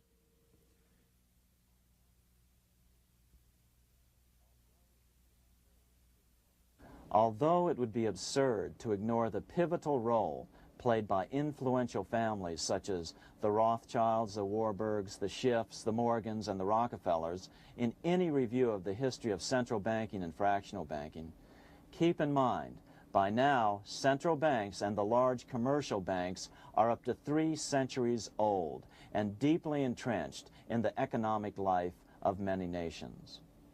These banks are no longer dependent on clever individuals such as a Nathan Rothschild. Years ago, the question of ownership was important, but no longer. For example, both the Bank of England and the Bank of France were nationalized after World War II, and nothing changed, nothing at all. They endure and continue to grow, now protected by numerous laws, paid politicians, and mortgaged media, untouched by the changing of generations. 3 centuries have given them an aura of respectability. The old school tie is now worn by the 6th generation son, who's been raised in a system that he may never question as he is named to serve on the governing boards of countless philanthropic organizations. To focus attention today on individuals or families, or to attempt to sort out the current holders of power serves little useful purpose and would be a distraction from the cure. The problem is far bigger than that. It is the corrupt banking system that was and is being used to consolidate vast wealth into fewer and fewer hands that is our current economic problem. Change the names of the main players now, and the problem will neither go away nor even miss a beat. Likewise, among the hordes of bureaucrats working in the World Bank, central banks, and international banks, only a tiny fraction have any idea of what's really going on. No doubt they'd be horrified to learn that their work is contributing to the terrible impoverishment and gradual enslavement of mankind to a few incredibly rich plutocrats. So really, there's no use in emphasizing the role of individuals anymore. And the problem even transcends the normal spectrum of political right and left. Both communism and socialism, as well as monopoly capitalism, have been used by the money changers. Today, they profit from either side of the new political spectrum. The big government, welfare state on the so-called left wing versus the neoconservative, laissez-faire capitalists who want big government totally out of their lives on the right wing. Either way, the bankers win. Monetary reform is the most important political issue facing this nation. That clarified, let's proceed to the conclusions in the spirit Lincoln declared, with malice towards none, with charity towards all. At the start of this video, we ask a number of troubling questions. Let's be sure we've answered them. What's going on in America today? Why are we over our heads in debt? Why can't the politicians bring debt under control? Why are we over our heads in debt? Because we're laboring under a debt money system that is designed and controlled by private bankers. Now, some will argue that the Federal Reserve System is a quasi-governmental agency. But the President appoints only 2 of the 7 members of the Federal Reserve Board of Governors every 4 years. And he appoints them to 14-year terms, far longer than his own. The Senate does confirm those appointments, but the whole truth is that the President wouldn't dare appoint anyone to that board of whom Wall Street does not approve. Of course, this does not preclude the possibility that some honorable men may be appointed to the Board of Governors. But the fact is that the Fed is specifically designed to operate independently of our government, as are nearly all other central banks. Some argue that the Fed promotes monetary stability. We saw the current head of the Bank of England, Eddie George, claim that this was the most important role of a central bank. In fact, the Fed's record of stabilizing the economy shows it to be a miserable failure in this regard. Within the first 25 years of its existence, the Fed caused 3 major economic downturns, including the Great Depression, and for the last 30 years has shepherded the American economy into a period of unprecedented inflation. Again, this is not some wild conspiracy theory. It's a well-known fact among top economists. As Nobel Prize-winning economist Milton Friedman put it, the stock of money, prices, and output was decidedly more unstable after the establishment of the Federal Reserve System than before. The most dramatic period of instability in output was, of course, the period between the 2 wars, which includes the severe monetary contractions of 1920-21, 1929-33, and 1937-38. No other 20-year period in American history contains as many as 3 such severe contractions. This evidence persuades me that at least a third of the price rise during and just after World War I is attributable to the establishment of the Federal Reserve System, and that the severity of each of the major contractions, 1920-21, 1929-33, and 1937-38, is directly attributable to acts of commission and omission by the reserve authorities. Any system which gives so much power and so much discretion to a few men so that mistakes, excusable or not, can have such far-reaching effects is a bad system. It is a bad system to believers in freedom just because it gives a few men such power without any effective check by the body politic. This is the key political argument against an independent central bank. To paraphrase Clemenceau, money is much too serious a matter to be left to the central bankers. We must learn from our history before it is too late. Why can't politicians control the federal debt? Because all our money is created out of debt. Again, it's a debt money system. Our money is created initially by the purchase of U.S. bonds. The public buys bonds like savings bonds, the banks buy bonds, foreigners buy bonds, and when the Fed wants to create more money in the system, it buys bonds, but pays for them with a simple bookkeeping entry which it creates out of nothing. Then this new money created by the Fed is multiplied by a factor of 10 by the banks thanks to the fractional reserve principle. So although the banks don't create currency, they do create checkbook money or deposits by making new loans. They even invest some of this created money. In fact, over $1 trillion of this privately created money has been used to purchase U.S. bonds on the open market, which provides the banks with roughly $50 billion in interest, risk-free, each year, less the interest they pay to some depositors. In this way, through fractional reserve lending, banks create over 90% of the money and therefore cause over 90% of our inflation. What can we do about all this? Fortunately, there's a way to fix the problem fairly easily, speedily, and without any serious financial problems.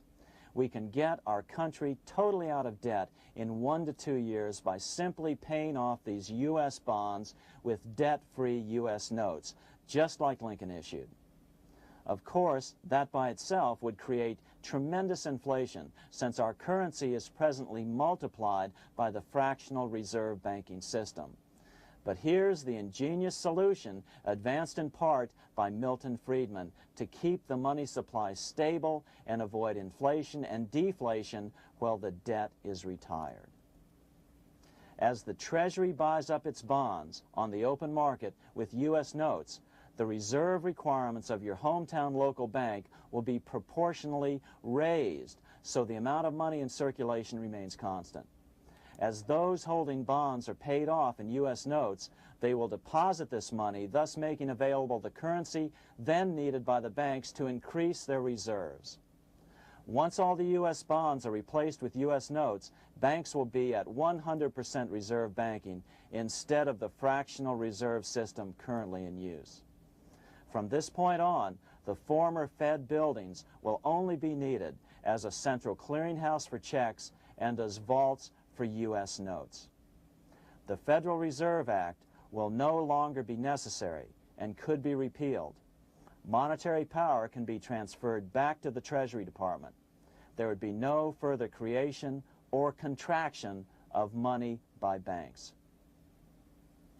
By doing it this way, our national debt can be paid off in a single year or so, and the Fed and fractional reserve banking abolished without national bankruptcy, financial collapse, inflation or deflation, or any significant change in the way the average American goes about his business.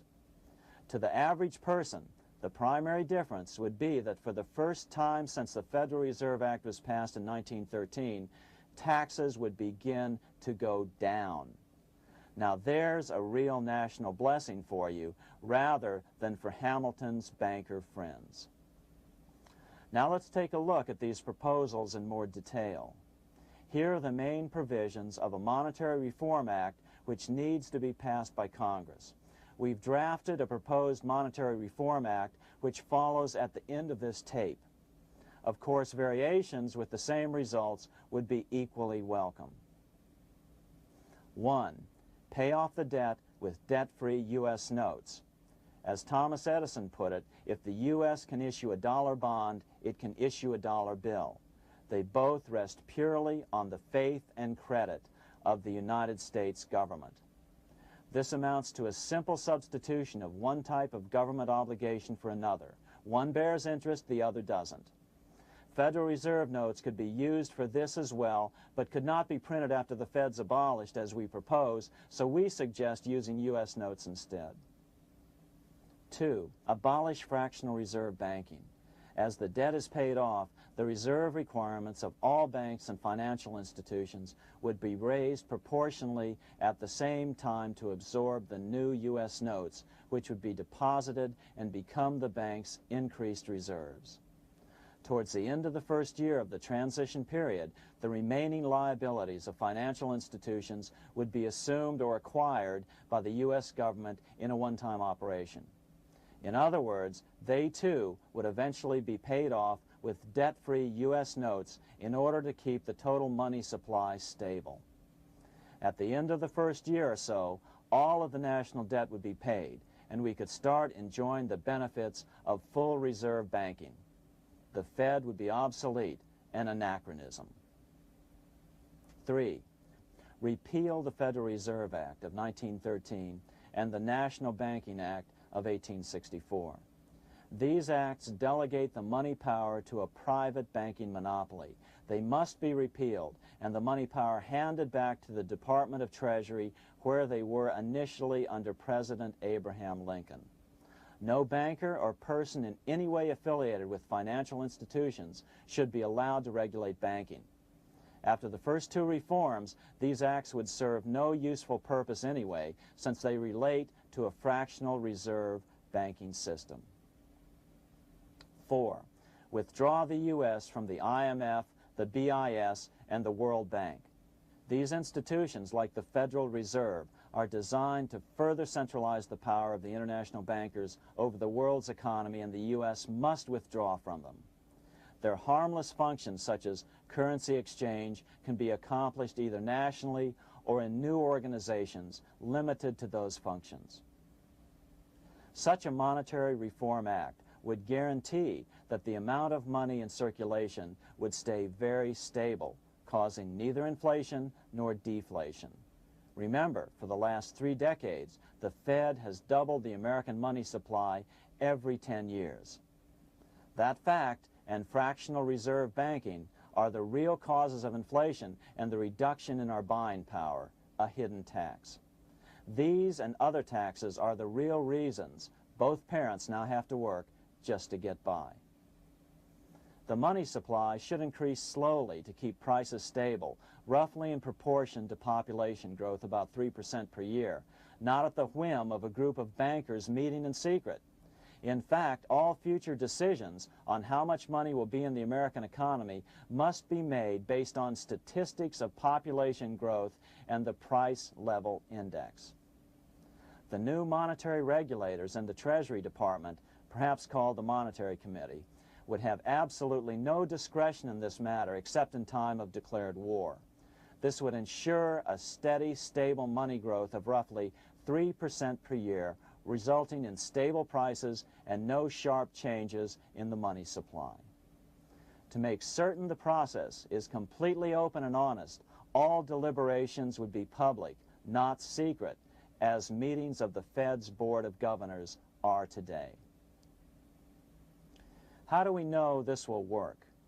Because these steps remove the 2 major causes of economic instability, the Fed and fractional reserve banking, and the newest one as well, the BIS, Bank of International Settlements. But most importantly, the danger of a severe depression would be eliminated.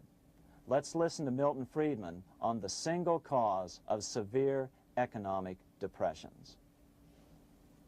I know of no severe depression in any country or any time that was not accompanied by a sharp decline in the stock of money, and equally of no sharp decline in the stock of money that was not accompanied by a severe depression. Issuing our own currency is not a radical solution. It's been advocated by Presidents Jefferson, Madison, Jackson, Van Buren, and Lincoln. But it's been used at different times throughout Europe as well. Perhaps the best example is one of the small islands off the coast of France in the English Channel.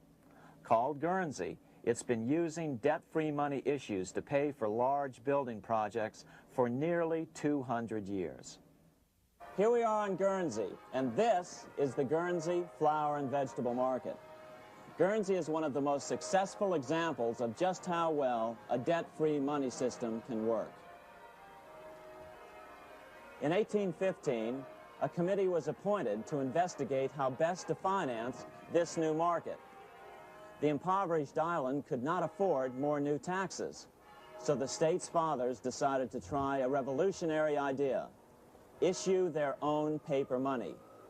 They were just colorful paper notes, backed by nothing, but the people of this tiny island agreed to accept them and trade with them.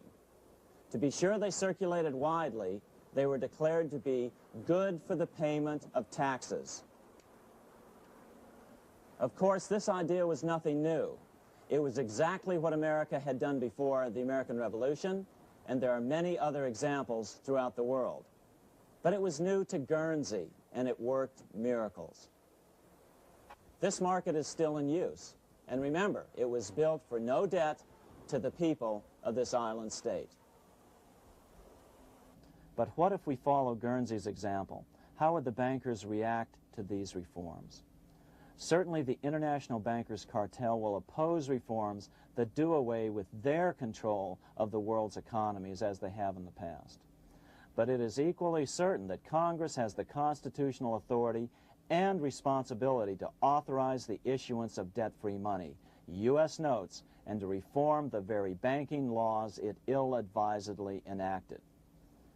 Undoubtedly, the bankers will claim that issuing debt-free money will cause severe inflation or make other dire predictions. But remember, it is fractional reserve banking which is the real cause of over 90% of all inflation, not whether debt-free U.S. notes are used to pay for government deficits. In the current system, any spending excesses on the part of Congress are turned into more debt bonds, and the 10% purchased by the Fed are then multiplied many times over by the bankers, causing over 90% of all inflation. Our fractional reserve and debt-based banking system is the problem. We must ignore its inevitable resistance to reform and remain firm until the cure is complete. As the director of the Bank of England in the 1920s, Sir Josiah Stamp put it, referring to this modern fractional reserve banking system, "Banking is conceived in iniquity and born in sin. Bankers own the earth. Take it away from them, but leave them the power to create money and control credit, and with the flick of a pen, they will create enough money to buy it back again. Take this great power away from the bankers, and all great fortunes like mine will disappear, and they ought to disappear, for this would be a better and happier world to live in. But if you want to continue the slaves of bankers and pay the cost of your own slavery, let them continue to create money and to control credit." Americans are slowly figuring this out. Today, over 3,200 cities and counties have endorsed the proposal of a nonprofit organization called Sovereignty.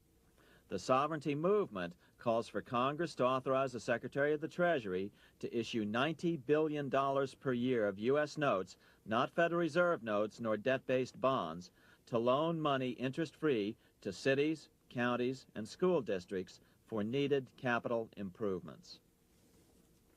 Remarkably, and to their praise, the Community Bankers Association of Illinois, representing 515 member banks, has endorsed this sovereignty proposal, a good step in the right direction. As Milton Friedman has repeatedly pointed out, no severe depression can occur without a severe contraction of money. In our system, only the Fed, the Bank of International Settlements, with U.S. bankers' cooperation, or a combination of the largest Wall Street banks could cause a depression. In other words, our economy is so huge and resilient, a depression just can't happen by accident. Unless we reform our banking system, they will always have that power. They can pull the plug on our economy anytime they choose. The only solution is to abolish the Fed and the fractional reserve banking system and withdraw from the BIS. Only that will break the power of the international bankers over our economy. And keep in mind, a stock market crash itself cannot cause a severe depression. Only the severe contraction of our money supply can cause a severe depression. The stock market crash of 1929 only wiped out market speculators, mostly the small to medium ones, resulting in $3 billion in wealth changing hands. But it served as a smokescreen for a 33% contraction in credit by the Fed over the next 4 years, which resulted in over $40 billion in wealth from the American middle class being transferred to the big banks. Then, despite impotent howls of protest from a divided Congress, the independent Fed kept the money supply contracted for a full decade. Only World War II ended the terrible suffering the Fed inflicted on the American people. In a depression, the remaining wealth of the debt-burdened American middle class will be wiped out by unemployment, declining wages, and the resulting foreclosures. If we start to act to reform our monetary system, the money changers may do what they did in 1929 and then the 1930s, crash the stock market and use that as a smokescreen while contracting the money supply. But if we're determined to fight to regain control over our money, we can come out of it fairly quickly, perhaps in only a very few months, as U.S. notes begin to circulate and replace the money withdrawn by the bankers. The longer we wait, the greater the danger we'll permanently lose control of our nation. But some still wonder why the international bankers would want to cause a depression. Wouldn't that be killing the goose that is currently laying all those golden interest eggs? Remember what Larry Bates said at the first of this videotape.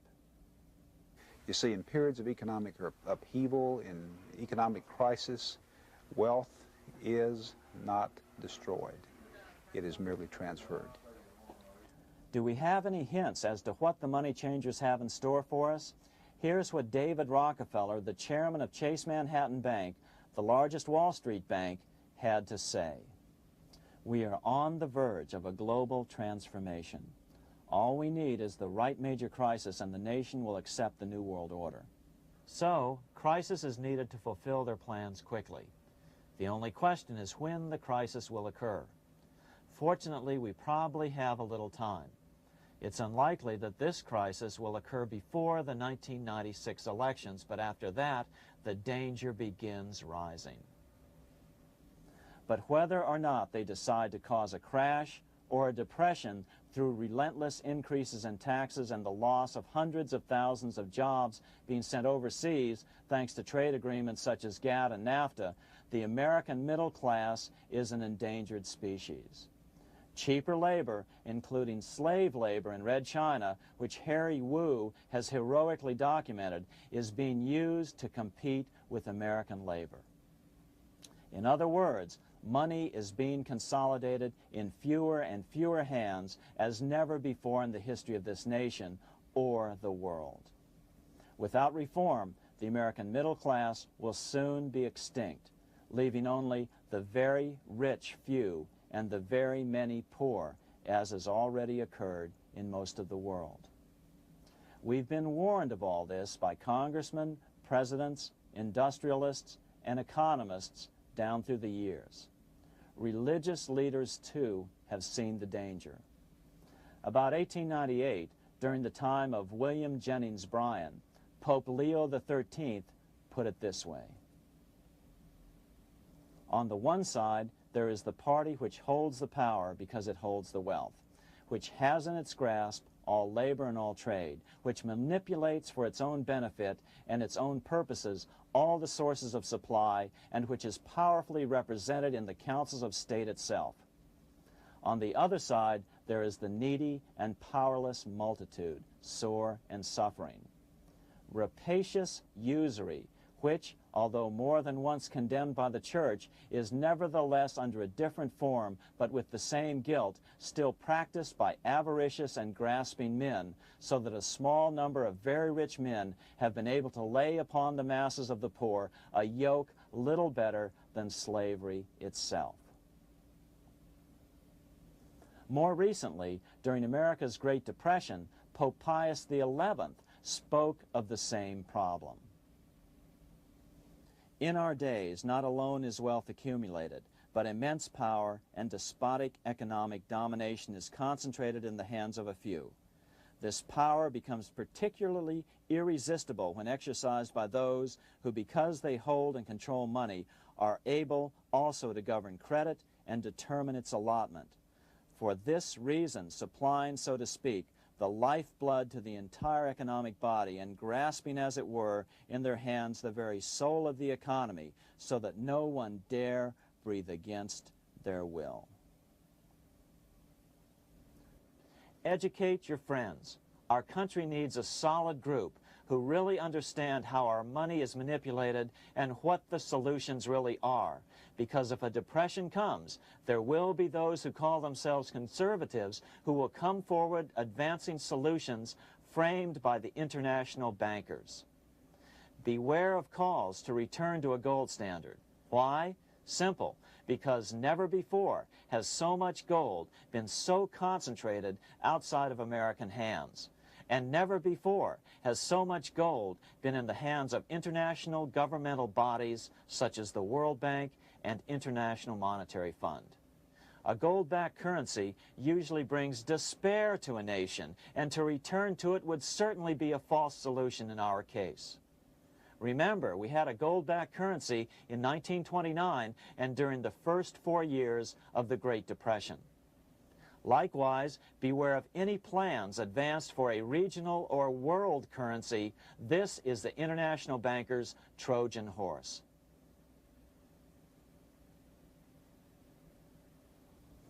Educate your member of Congress. It only takes a few persuasive members to make the others pay attention. Most congressmen just don't understand the system. Some understand it, but are so influenced by bank PAC contributions that they ignore it, not realizing the gravity of their neglect. We hope we've made a valuable contribution to the national debate on monetary reform. It remains for each man to do his duty, consistent with his state in life. May God give us the light to help reform our nation and ourselves. We say ourselves because ultimately vast multitudes of men are going to be driven more and more to desperation by the accumulation of the world's wealth in fewer and fewer hands. Men will tend to become like their oppressors, selfish and greedy. Rather, let's keep in mind during this period of reform a warning not to lose sight of greater things, as Pope Pius XI put it. For what will it profit men that a more prudent distribution and use of riches make it possible for them to gain even the whole world, if thereby they suffer the loss of their own souls? What will it profit to teach them sound principles in economics, if they permit themselves to be so swept away by selfishness, by unbridled and sordid greed, that hearing the commandments of the Lord, they do all things contrary?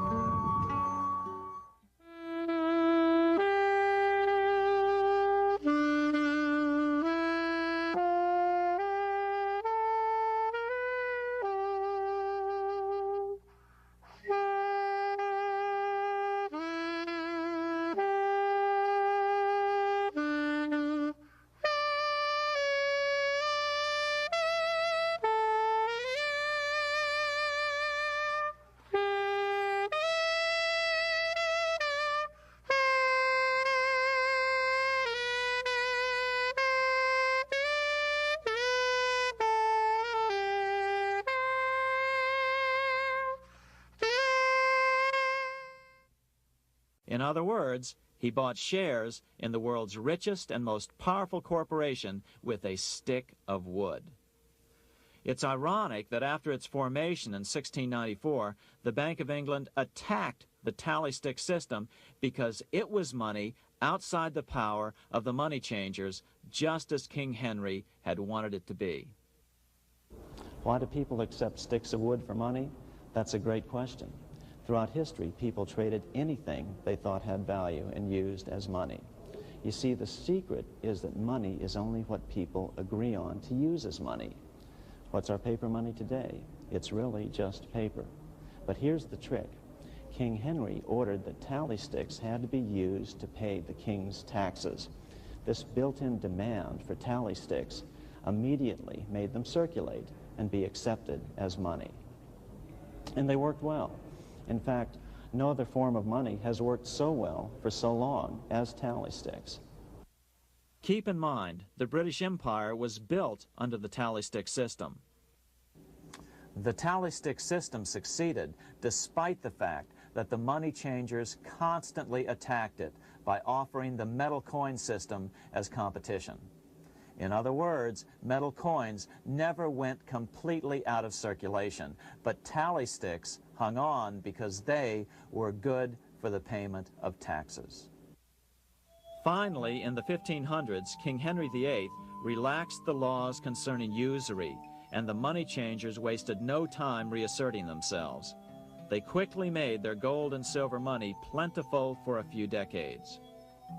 But when Queen Mary took the throne and tightened the usury laws again, the money changers renewed the hoarding of gold and silver coins, forcing the economy to plummet. When Queen Mary's sister, Queen Elizabeth I, took the throne, she was determined to regain control over English money. Her solution was to issue gold and silver coins from the public treasury and take the control over the money supply away from the money changers.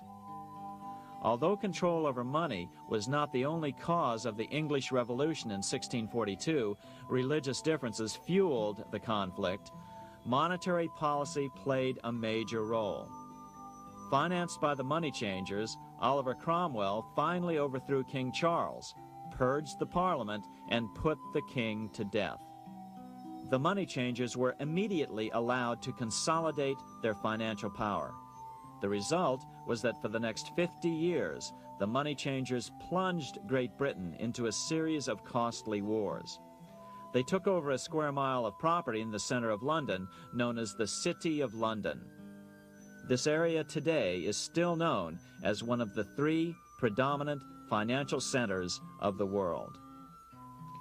Conflicts with the Stuart kings led the money changers in England to combine with those in the Netherlands to finance the invasion of William of Orange, who overthrew the Stuarts in 1688 and took the English throne.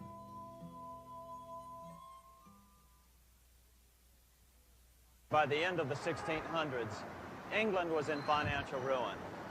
50 years of more or less continuous wars with France and Holland had exhausted her. Frantic government officials met with the money changers to beg for the loans necessary to pursue their political purposes. The price was high: a government-sanctioned, privately owned bank which could issue money created out of nothing. It was to be the modern world's first privately owned central bank, the Bank of England. Although it was deceptively called the Bank of England to make the general population think it was part of the government, it was not. Like any other private corporation, the Bank of England sold shares to get started. The investors, whose names were never revealed, were supposed to put up £1.25 million British pounds in gold coin to buy their shares in the bank, but only £750,000 was ever received. Despite that, the bank was duly chartered in 1694 and started out in the business of loaning out several times the money it supposedly had in reserves, all at interest. In exchange, the new bank would loan British politicians as much of the new currency as they wanted, as long as they secured the debt by direct taxation of the British people. So, legalization of the Bank of England amounted to nothing less than legal counter. You could loan out this extra money and collect interest on it. This was the birth of fractional reserve banking. That is, loaning out many times more money than you have assets on deposit. So, if $1,000 in gold were deposited with them, they could loan out about $10,000 in paper money and draw interest payments on it, and no one would ever discover the deception. By this means, goldsmiths gradually accumulated more and more wealth and used this wealth to accumulate more and more gold. Today, this practice of loaning out more money than there are reserves is known as fractional reserve banking. Every bank in the United States is allowed to loan out at least 10 times more money than they actually have. That's why they get rich on charging, let's say, 8% interest. It's not really 8% per year, which is their income. It's 80%. That's why bank buildings are always the largest in town. But does that mean that all interest or all banking should be illegal? Hardly. In the Middle Ages, canon law, the law of the Catholic Church, forbade charging interest on loans. This concept followed the teachings of Aristotle and St. Thomas Aquinas. They taught that the purpose of money was to serve the members of society, to facilitate the exchange of goods needed to lead a virtuous life. Interest, in their belief, hindered this purpose by putting an unnecessary burden on the use of money. In other words, interest was contrary to reason and justice. Reflecting church law in the Middle Ages, Europe forbade charging interest on loans and made it a crime called usury. As commerce grew, and therefore opportunities for investment arose in the late Middle Ages, it came to be recognized that to loan money had a cost for the lender, both in risk and in lost opportunity. So some charges were allowed, but not interest per se. But all moralists, no matter what religion, condemn fraud, oppression of the poor, and injustice as clearly immoral. As we will see, fractional reserve lending is rooted in a fraud, results in widespread poverty, and reduces the value of everyone else's money.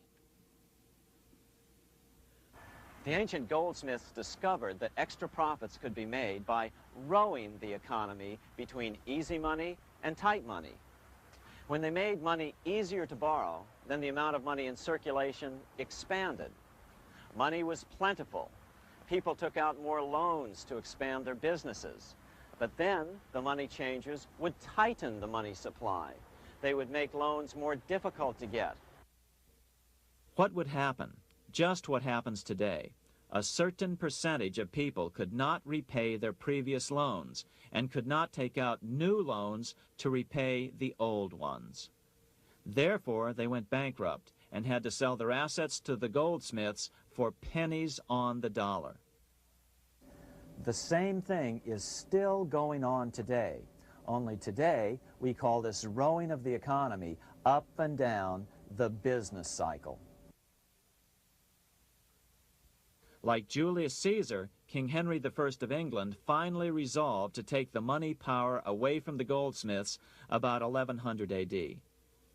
Henry could have used anything as money, seashells, feathers, or even yak dung, as is often done in remote Tibetan provinces. But he invented one of the most unusual money systems in history. It was called the tally stick system. Here I have one of the few surviving examples of this form of British money, which lasted 726 years until 1826, a tally stick. The tally system was adopted to avoid the monetary manipulation of the goldsmiths. Tally sticks were money fabricated out of sticks of polished wood. Notches were cut along one edge of the stick to indicate the denominations. Then the stick was split lengthwise through the notches so that both pieces still had a record of the notches. The king kept one half to protect against counterfeiting. Then he would spend the other half into the economy and they would circulate as money. This particular tally stick is huge. It represented 25,000 pounds. one of the original stockholders in the Bank of England, purchased his original shares with this stick.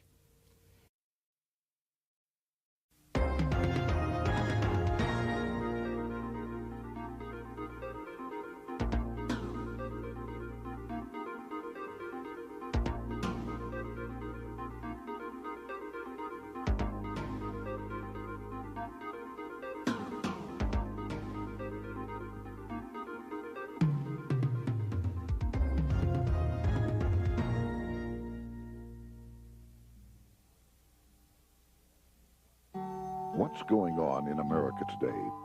Why are we over our heads in debt? Why can't the politicians bring debt under control? Why are so many people, often both parents now, working at low-paying, dead-end jobs and still making do with less? What's the future of the American economy and way of life? Why does the government tell us inflation is low when the buying power of our paychecks is declining at an alarming rate? Only a generation ago, bread was a quarter, and you could get a new car for $19.95. The problem is that since 1864, we've had a debt-based banking system. All our money is based on government debt. We cannot extinguish government debt without extinguishing our money supply. That's why talk of paying off the national debt without reforming our banking system is an impossibility. That's why the solution does not lie in discussing the size of the national debt, rather it lies in reforming our banking system. This is the Federal Reserve headquarters in Washington. It sits on this very impressive address, right on Constitution Avenue, right across from the Lincoln Memorial. But is it federal?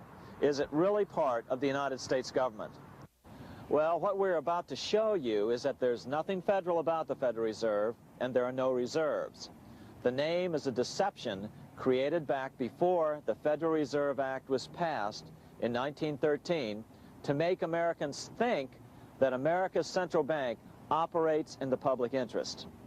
The truth is that the Federal Reserve is a private bank owned by private stockholders and run purely for their private profit. That's exactly correct. The Fed is a privately owned for-profit corporation, which again has no reserves, at least no reserves available to back up the Federal Reserve notes, which is our common currency.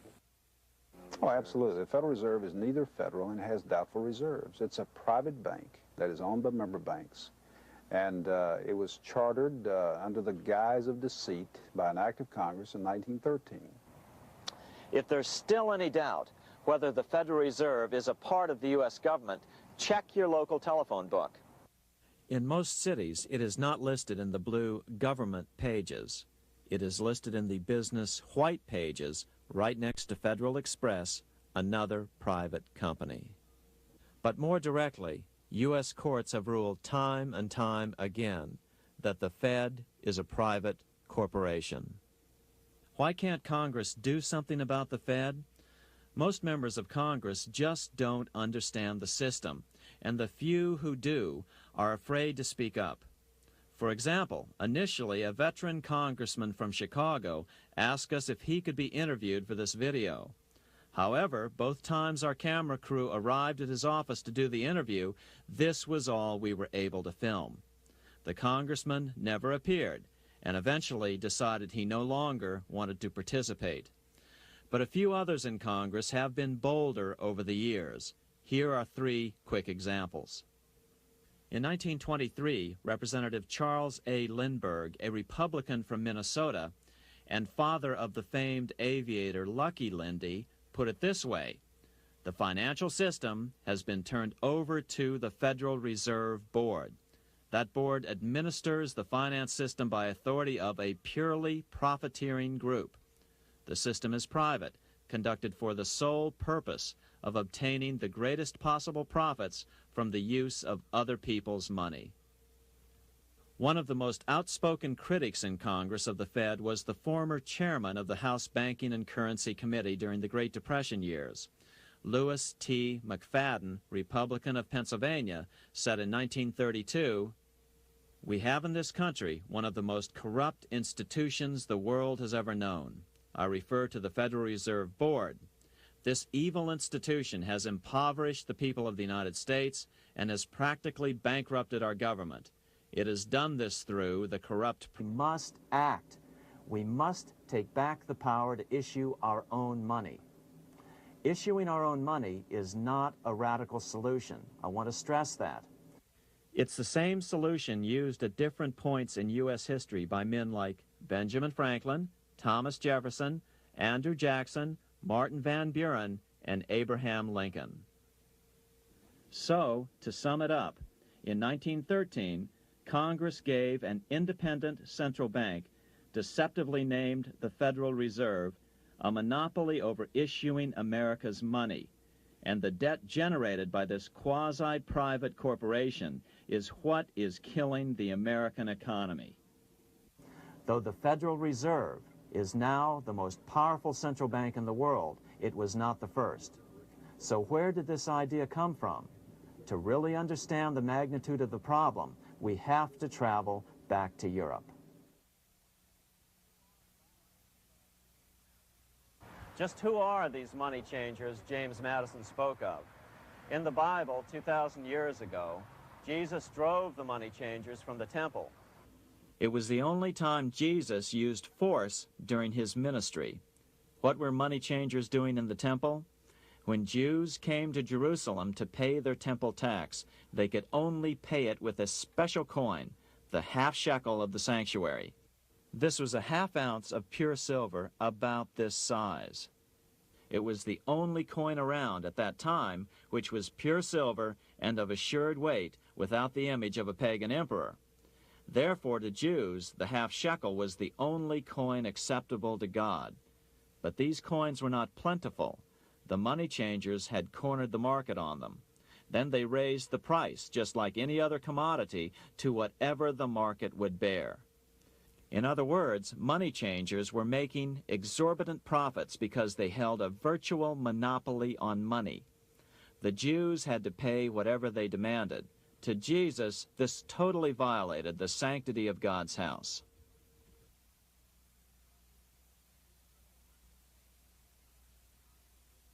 But the money-changing scam did not originate in Jesus' day. 200 years before Christ, Rome was having trouble with money changers. 2 early Roman emperors had tried to diminish the power of the money changers by reforming usury laws and limiting land ownership to 500 acres. They were both assassinated. In 48 BC, Julius Caesar took back the power to coin money from the money changers and minted coins for the benefit of all. With this new, plentiful supply of money, he built great public works projects. By making money plentiful, Caesar won the love of the common man. But the money changers hated him. Some believe this was an important factor in Caesar's assassination. One thing is for sure, with the death of Caesar came the demise of plentiful money in Rome. Taxes increased, as did corruption. Just as in the case of America today, usury and debased coin became the rule. Eventually, the Roman money supply was reduced by 90%. As a result, the common people lost their lands and their homes, just as is about to happen soon in America. With the demise of plentiful money, the masses lost confidence in the Roman government and refused to support it. Rome plunged into the gloom of the Dark Ages.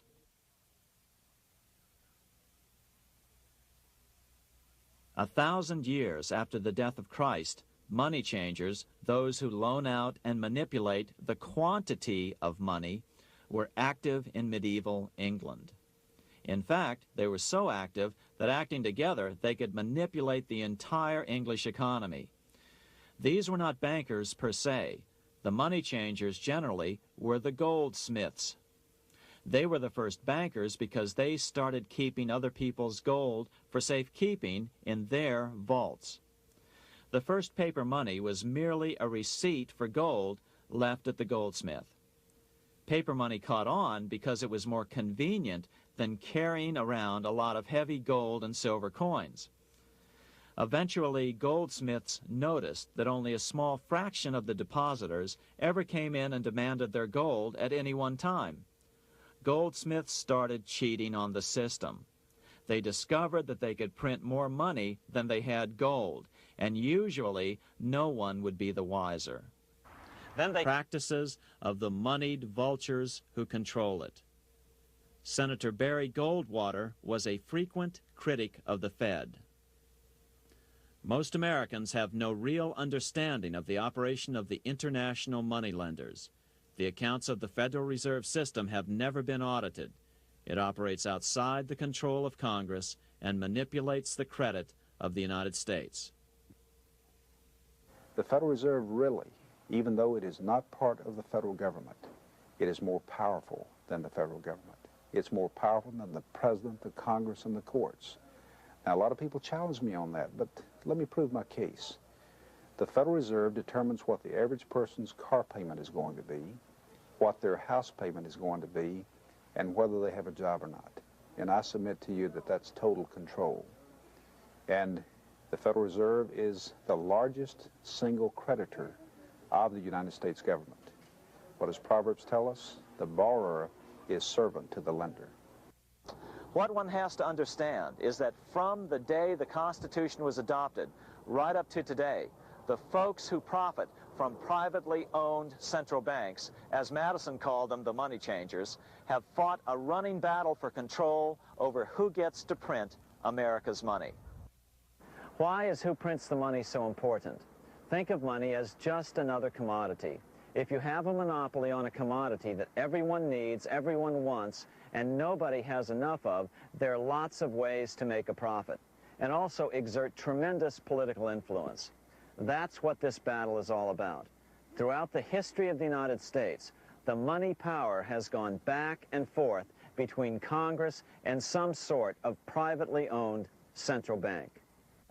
The Founding Fathers knew the evils of a privately owned central bank.